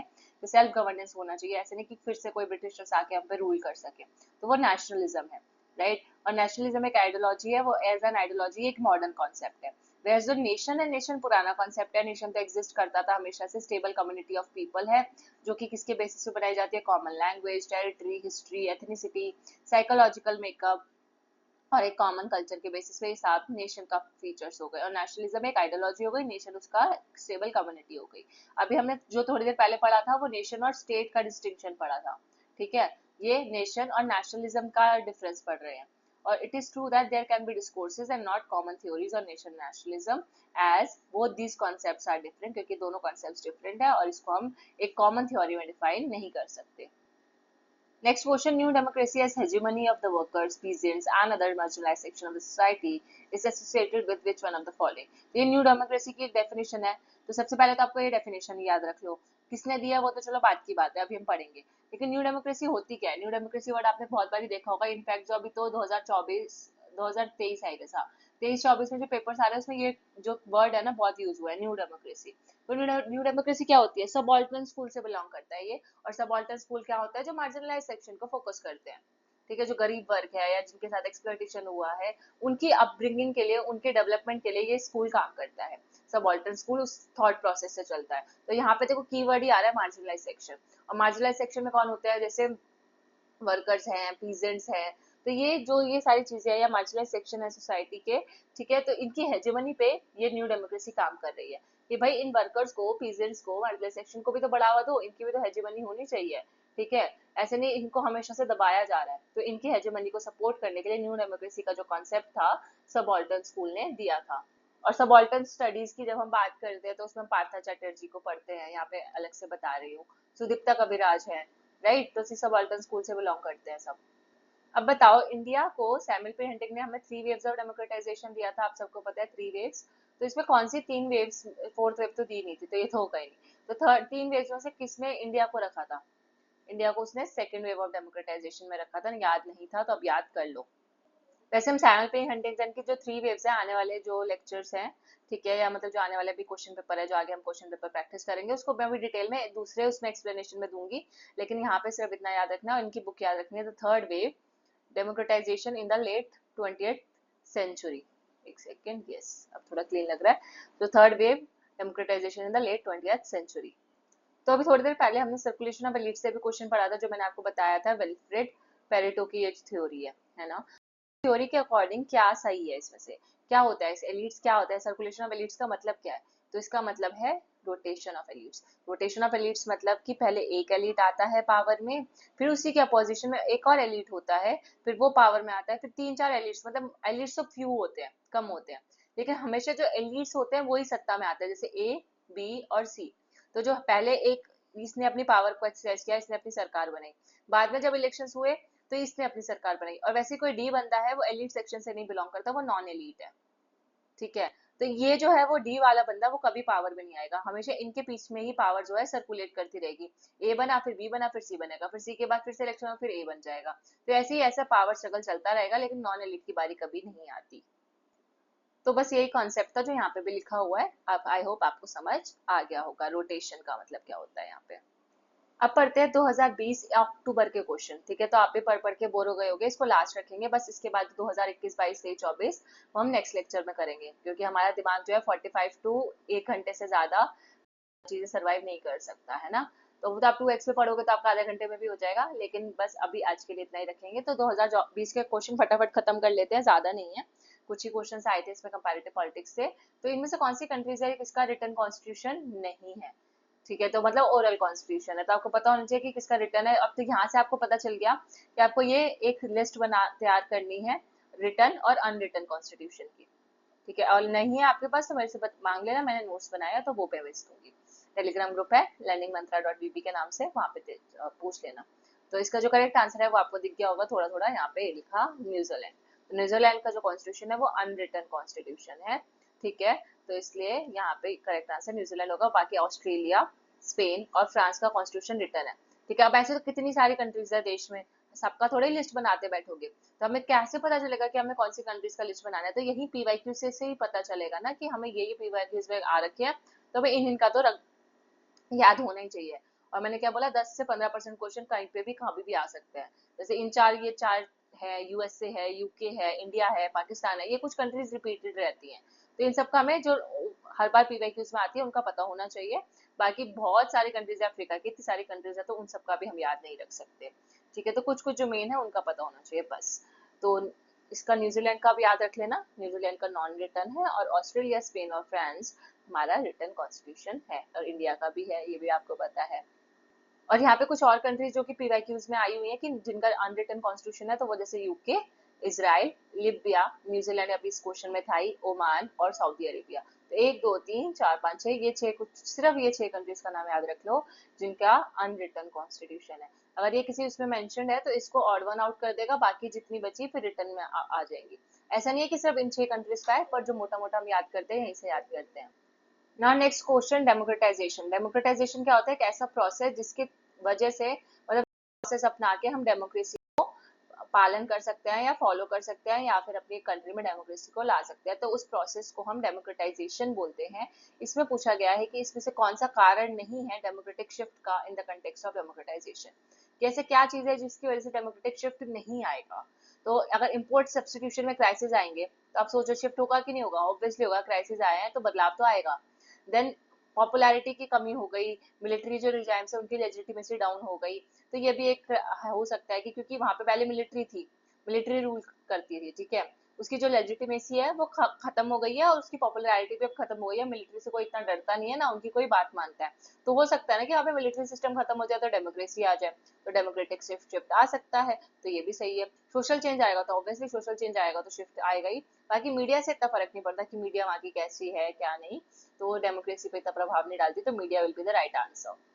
और जो मैंने बताया उसके अलावा और कौन कौन से कारण हो सकते हैं, तो जैसे इकोनॉमिक डेवलपमेंट एंड मॉडर्नाइजेशन, ये भी याद कर लो। देन इक्वालिटी और इंक्लूसिव इंस्टीट्यूशंस की वजह से भी डेमोक्रेटिक शिफ्ट आ सकता है। पॉलिटिकल कल्चर ऑब्वियसली आ सकता है डेमोक्रेटिक शिफ्ट, अगर पॉलिटिकल कल्चर चेंज होगा, सब्जेक्ट पैरोकियल पार्टिसिपेंट वाला। सोशल कैपिटल और सिविल सोसाइटी की वजह से भी डेमोक्रेटिक शिफ्ट आ सकता है। वेव्स ऑफ डेमोक्रेसी, जैसे हमने जो सैमुअल पी हंटिंगटन की पढ़ी ना वेव्स अलग अलग, तो वहाँ उनकी वजह से भी डेमोक्रेटिक शिफ्ट आ सकता है कि पहले डेवलप्ड कंट्रीज की वेव थी, पहले यूनिवर्सल सफरेज था, देन यहाँ पे कुछ अंडर डेवलप हो गई, फिर डेवलप हुई, फिर डेमोक्रेसी गई, फिर डेमोक्रेसी आई, तो ऐसे ऐसे करके तो वेव्स ऑफ डेमोक्रेसी से भी डेमोक्रेटिक शिफ्ट आ सकता है। लेकिन पॉपुलैरिटी की कमी हो या मिलिट्री, ये भी हमने पढ़ लिया अभी। और promotion and foreign influence and intervention, अब अगर फॉरेन कंट्री हमारे यहाँ पे इन्फ्लुएंस करती है आके, जैसे ब्रिटिशर्स ने इंडिया में आके किया, तो अगर वो फॉरेन इन्फ्लुएंस हमारी कंट्री में कर रहा है तो ऑब्वियसली होगा ना कि यहाँ की डेमोक्रेटिक शिफ्ट आ जाएगा, तो ये बाहर से हमारा ज्यादा प्रभाव पड़ रहा है। तो इनमें से कौन सी ऐसी कंट्री है जो कि कॉन्स्टिट्यूशनलिज्म में मानती है? कॉन्स्टिट्यूशनलिज्म में मानती है, ये एक पावर शेयरिंग मैकेनिज्म होता है, और वहां पे, सॉरी नहीं मानती, नॉट प्रैक्टिस लिखा है, तो इनमें से कौन कॉन्स्टिट्यूशनलिज्म में नहीं मानता? अब इसकी हम डेफिनेशन भी पढ़ेंगे एक्सप्लेनेशन में, डोंट वरी। पहले आप बताओ, अगर आपने प्रैक्टिस करा तो आपको पता होगा कि जर्मनी जो है ये इसको फॉलो नहीं करता, बाकी नीदरलैंड्स, बेल्जियम और स्विट्जरलैंड इस प्रोसीजर को फॉलो करते हैं। सो हो गया, एनबीएस जो है हमारा कॉन्स्टिट्यूशनलिज्म में मानते हैं, और जर्मनी नहीं मानता, जर्मनी हिटलर का कॉन्स्टिट्यूशनलिज्म में नहीं मानता, ऐसे कुछ याद रख लो बस। बाकी एनबीएस या एस एन बी जो भी याद रहे, जैसे भी याद रहे, बीएनएस भी करके आप इनको 3 कीवर्ड्स को याद रखो कॉन्स्टिट्यूशनलिज्म से रिलेटेड। अब देख लेते हैं एक्सप्लेनेशन। कॉन्स्टिट्यूशनल डेमोक्रेसी जो होती है वो क्या होता है? Destabilising effects of deep social cleavages can be offset by the cooperation between subcultures at the elite level. तो एलीट लेवल पे बेसिकली, ठीक है, जो कि गवर्निंग पावर में है, ठीक है, जो कुछ ही होते हैं परसेंटेज, मतलब मिनिमम जो पॉपुलेशन है, जब वो आपस में क्या करे, कॉपरेशन करे बिटवीन देयर सब कल्चर्स, ठीक है। और जो सोसाइटी में जो ऑलरेडी डीप क्लीवेजेस है ना सोसाइटी में, जो जो चीजें सोसाइटी को बांट देती हैं, डीप सोशल क्लीवेजेस क्या होते हैं, जो तकरार पैदा करते हैं, कंफ्लिक्ट ले आए, है ना, उसको डिस्टेबलाइज करने के लिए कॉन्स्टिट्यूशनलिज्म डेमोक्रेसी का इस्तेमाल किया जाता है। उसको हम कॉन्स्टिट्यूशनल डेमोक्रेसी बोलते हैं। जब हम कॉपरेशन का इस्तेमाल करें सोशल क्लीवेजेस को डी के जो सोशल क्लीवेजेस के इफेक्ट्स को डिस्टेबलाइज करने के लिए। और कॉन्स्टिट्यूशनलिज्म जो है वो कैरेक्टराइज किया जाता है बाय द ग्रैंड कोalition। कैसे होता है भाई, अगर सोशल क्लीवेजेस खत्म करने हैं तो कैसे करोगे, तो आपको बड़े बड़े गठबंधन बनाने पड़ेंगे, आपको सेगमेंटल ऑटोनॉमी देनी पड़ेगी, मतलब हर एक सेगमेंट को आपको ऑटोनॉमी देनी पड़ेगी। क्योंकि अगर आप सबको अपने कंट्रोल के अंदर करके रखोगे ना कि भाई नहीं जैसा मैं बोल रहा हूँ वैसा करो, तो कोई और ज्यादा कंफ्लिक्ट होंगे और ज्यादा क्लीवेजेस आएंगे। तो इससे अच्छा हर कल्चर को, हर अपने समुदाय को एक ऑटोनॉमी दे दो, हर सेगमेंट को, ताकि वो अपना अपना काम खुद अच्छे से कर सके। उनमें कॉपरेशन भी बना रहेगा और उनको ये भी रहेगा कि हाँ भाई हम ऑटोनॉमस है। प्रोपोर्शनैलिटी चेक करो, ठीक है, प्रोपोर्शनैलिटी कि आपको किसको कब कितना देना है, मिनॉरिटी विटो होना चाहिए ऐसा, ठीक है। तो ये एलिट्स के बीच में होता है। तो पहले तो यहाँ पे ये वर्ड भी तो याद रखना है कि सब कल्चर एट एलिट लेवल। तो ये कहाँ हो रहा है, कॉन्स्टिट्यूशनल डेमोक्रेसी एलिट लेवल पे हो रही है, ठीक है। तो ये इंपॉर्टेंट कीवर्ड है, तो आपको यहाँ पे कभी भी पूछ लेगा। देन कंसेप्शनल थ्योरी जो है, समटाइम्स इसको हम एरन लेस्पार्ट की थ्योरी से कंट्रीब्यूट करते हैं, तो ऑब्वियसली इनका नाम तो याद रखना है। मैंने डैनियल किरमानी में भी बताया था, बुक्स में भी बताया था जब हमने बुक पढ़ी थी। तो एरन लेस्पार्ट कौन सी डेमोक्रेसी, कंसोशनल डेमोक्रेसी। तो कभी भी आए तो ये, अभी इससे थोड़ी देर पहले हमने इसकी बुक भी याद की थी, राइट। देन जी ये तो थ्योरी है, वो एक्सप्लेन करती है स्टेबल डेमोक्रेसी को इन डीपली डिवाइडेड सोसाइटी। अब जो एरन लेस्पार्ट ने जो थ्योरी दी वो क्या बताती हैं कि जो डीपली डिवाइडेड सोसाइटी, अब एग्जाम्पल भी पूछ लेता है कि एरन लेस्पार्ट ने स्टेबल डेमोक्रेसी किसको बोला है और सोशल सेगमेंटेशन के बेसिस पे, मतलब अनस्टेबल डेमोक्रेसी किन कंट्रीज को बोला है। तो कभी भी कुछ भी पूछ लेगा, राइट। तो डिवाइडेड सोसाइटी, जैसे एल्मंड एंड वर्बा से हमेशा क्वेश्चन आ जाता है कि उसमें कौन से कंट्रीज में सब्जेक्ट कल्चर फॉलो होता है, कौन से में पैरोकियल, कौन सी कंट्री पार्टिसिपेटरी कल्चर फॉलो करती है, उनमें से उन्होंने कौन सा एग्जाम्पल किस में रखा है। वैसे ही इससे भी आ सकता है। तो डीपली डिवाइडेड सोसाइटीज कौन सी है, जैसे नीदरलैंड्स और लेबनान, ये आपस में डिवाइडेड रहती हैं, ठीक है। और ये and normatively to prescribe a solution when democracy is at risk because of social segmentation. और जब डेमोक्रेसी पे कोई खतरा आए, रिस्क आए, किसकी वजह से, सोशल सेगमेंटेशन की वजह से, तब तो हमें एक सॉल्यूशन प्रिस्क्राइब करना पड़ता है, जिसमें हमें, जैसे सोशल सेगमेंटेशन के लिए उन्होंने नॉर्दर्न आयरलैंड और साउथ अफ्रीका का एग्जांपल दिया, whereas deeply divided societies को समझाने के लिए उन्होंने नीदरलैंड्स और लेबनान का एग्जांपल दिया। तो ये 4 एग्जाम्पल थे, याद मत करो, कोई बात नहीं, आप बोलोगे इतना सारा कैसे याद रहेगा, तो कोई बात नहीं, जितना याद आ रहा है ठीक है, एक बार आपने पढ़ तो लिया ना एटलीस्ट। अब ये तो नहीं लगेगा कि हाँ पढ़ा हुआ नहीं था, कभी नहीं पढ़ा, कहाँ से आ गया क्वेश्चन। तो थोड़ा बहुत पढ़ा रहेगा, उसमें से 10% भी आपके दिमाग में रह गया तो इजी रह जाएगा, राइट। तो रिस नीदरलैंड, लेबनान, नॉर्दरलैंड और साउथ अफ्रीका, और ये कुछ आर एल लिस्वर्ट और एलिट लेवल पे होता है, बस ये इतना सब और कुछ नहीं। बाकी हमने याद किया कि जर्मनी में ऐसा कोई सिस्टम नहीं है, और एनबीएस यानी कि नीदरलैंड्स वगैरह में ही है। एनबीएस में मैंने आपको बेल्जियम, और एक और हमने ऐसे याद किया था स्विट्जरलैंड, आई गेस, है ना, हाँ स्विट्जरलैंड ही था। इनमें से आपको बताना है कि डिपेंडेंसी थ्योरी के बारे में क्या सही स्टेटमेंट है। तो डिपेंडेंसी थ्योरी हम आईआर में भी पढ़ते हैं, इसमें भी पढ़ते हैं। डिपेंडेंसी थ्योरी जो है was strongly influenced by Marxist and non Leninist who were critical of developmental theory. तो आपको ये सबसे पहला पॉइंट तो यही याद रख लो। वैसे इन तीनों में से कोई आंसर है, सोच लेना, ठीक है। वीडियो पास करके आंसर सोचो, फिर मैं बता रही हूँ। तो डिपेंडेंसी थ्योरी जो है वो मार्क्सिस्ट से भी इन्फ्लुएंस है और नॉन लेनिनिस्ट से भी इन्फ्लुएंस है, और ये डेवलपमेंटल थ्योरी को क्रिटिसाइज करती है। तो ये डिपेंडेंसी थ्योरी, ये डेवलपमेंटल थ्योरी, ये एक दूसरे के क्या है, not directly proportional, inversely proportional. अगर एक है तो दूसरा कम जाएगा, दूसरा है तो ऐसे, ठीक है। तो इनवर्सली प्रोपोर्शनल है। तो ये क्रिटिसाइज करते हैं डिपेंडेंसी और डेवलपमेंटल थ्योरी, और ये मार्क्सिस्ट और नॉन लेनिनिस्ट से इन्फ्लुएंस है कौन, डिपेंडेंसी। तो ये जो है मैं आपको इसलिए एम्फसाइज कर रही हूँ, ये गलत नहीं है, ये सही स्टेटमेंट है, तभी इतनी देर से पढ़ाया।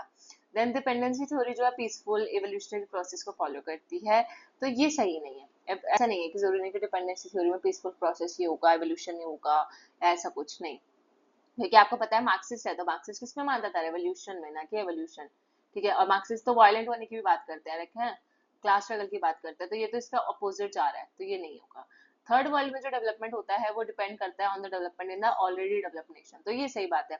हमारा डेवलपमेंट किस पे डिपेंड करेगा, जो ऑलरेडी डेवलप नेशन है उन पे, क्योंकि उन्हीं से हम हेल्प लेंगे ना, कि वो कैसे डेवलप हुए, तुम उन्होंने कैसे टेक्नोलॉजी बनाई, तो उनसे सीख के हम अपना बनाएंगे। तो ये सही है, ए और सी तो ये थर्ड ऑप्शन सही होना चाहिए। And the first world does not exploit the third world ये तो बहुत ही गलत लिखा हुआ है कि जो फर्स्ट वर्ल्ड कंट्रीज होती हैं जैसे यूएसए है, यूके है, तो ये सारी क्या है, रशिया है, ये डेवलप्ड कंट्रीज है। और डेवलप्ड कंट्रीज थर्ड वर्ल्ड यानी कि डेवलपिंग कंट्रीज को, गरीब कंट्रीज को एक्सप्लॉइट नहीं करती। तो ये तो सफेद झूठ लिखा है, तो ये भी गलत होगा। नाउ नेक्स्ट क्वेश्चन, एक तरफ है बुक्स एंड ऑथर, ठीक है, तो फटाफट खत्म करते हैं। पॉलिटिक्स एंड मार्केट किसका है? चार्ल्स लिंडबॉम की बुक है, याद रखना। ठीक है, चार्ल्स लिंडबॉम को वैसे हम पब्लिक एडमिनिस्ट्रेशन में पढ़ते हैं आई गेस, तो हाँ पब्लिक एडमिनिस्ट्रेशन में पढ़ते हैं शायद। मिक्सिंग मॉडल है, पता नहीं क्या आज, मॉडलिंग दो, द साइंस ऑफ मॉडलिंग दो इनकी बुक है, मेरे को भी याद आई, तो वो है। और इसके अलावा उनकी एक और बुक है politics and market. The science of modelling दो पब्लिक एडमिनिस्ट्रेशन से रिलेटेड है, whereas जो पॉलिटिक्स एंड मार्केट इनकी बुक है वो कंपैरेटिव पॉलिटिक्स से रिलेटेड है। तो पॉलिटिक्स एंड मार्केट, और फिर उसके बाद पावर एलीट। तो पावर एलीट की अगर हम बात करें तो obviously C, Wright, Mills will be the right answer, ये तो हम पढ़ते रहते हैं इसी। Preface to democratic theory, preface to democratic theory हमारी रॉबर्ट डॉल की फेमस बुक। और logic of collective action, public goods and theories of groups, ये है हमारी मैनकर ऑल्सन की book, logic of collective action. ये सारी बुक्स मैंने आपको ट्रिक से ऑलरेडी याद करा दी हैं, देख लेना। So this is the last question of 2020 अक्टूबर। इसके बाद 2021 के क्वेश्चन शुरू हो जाएंगे, वो हम कल करेंगे। तो oligarchy is a government dominated by the few, obviously easy है, रॉबर्ट मिशेल ने बोला था। और अच्छा, सेकंड स्टेटमेंट ही गलत है, मैकेंजी मैंने आपको बताया था ना, भी ब्रिटिशर्स है जिसने ब्रिटिश पॉलिटिकल पार्टी वाली बुक लिखी थी। और रॉबर्ट मिशेल ने कौन सी बुक लिखी थी? सिर्फ पॉलिटिकल पार्टीज, उसमें उनके नाम में ब्रिटिश नहीं आ रहा था। और आयरन ऑफ ओलिगार्की और रॉबर्ट मिशेल का है, तो वन सही और टू फॉल्स, तो ये होगा हमारा सही आंसर। ठीक है, देखते हैं एक्सप्लेनेशन, ये रहा। और मैंने आपको बता दिया ये जो सारी चीजें लिखी हैं, ये बुक भी हमने याद कर ली। तो बाकी ये हो गया हमारा, और बाकी मैं आप प्लेलिस्ट का लिंक देख लेना, अगर अच्छा लग रहा है तो डू लाइक। ठीक है, और एक बार कमेंट से जरूर में बता देना कि आपको ये पढ़ाने का तरीका अच्छा लग रहा है कि नहीं। नहीं लग रहा तो बता देना, मैं सिर्फ क्वेश्चन आंसर भी प्रैक्टिस करवा सकती हूँ विदाउट एनी एक्सप्लेनेशन। तो वो भी हम कर सकते हैं जैसा आपको ठीक लगे, कि अगर ऐसा लग रहा है कि यार ये बहुत लंबा लेक्चर जा रहा है, 1 1 घंटा कौन पढ़ेगा, तो आप ऐसे भी पढ़ सकते हो। और मेरे हिसाब से ये बेस्ट तरीका है कि अगर हम एक्सप्लेनेशन से साथ पढ़ेंगे तो हमारे एक नहीं 4 कॉन्सेप्ट्स क्लियर होंगे, कि एक क्वेश्चन से हमें 4 कॉन्सेप्ट्स क्लियर हो रहे हैं, 4 ऑप्शन क्लियर हो रहे हैं, राइट। सो मिलते हैं नेक्स्ट लेक्चर में। Thank you so much for watching and take care, bye bye.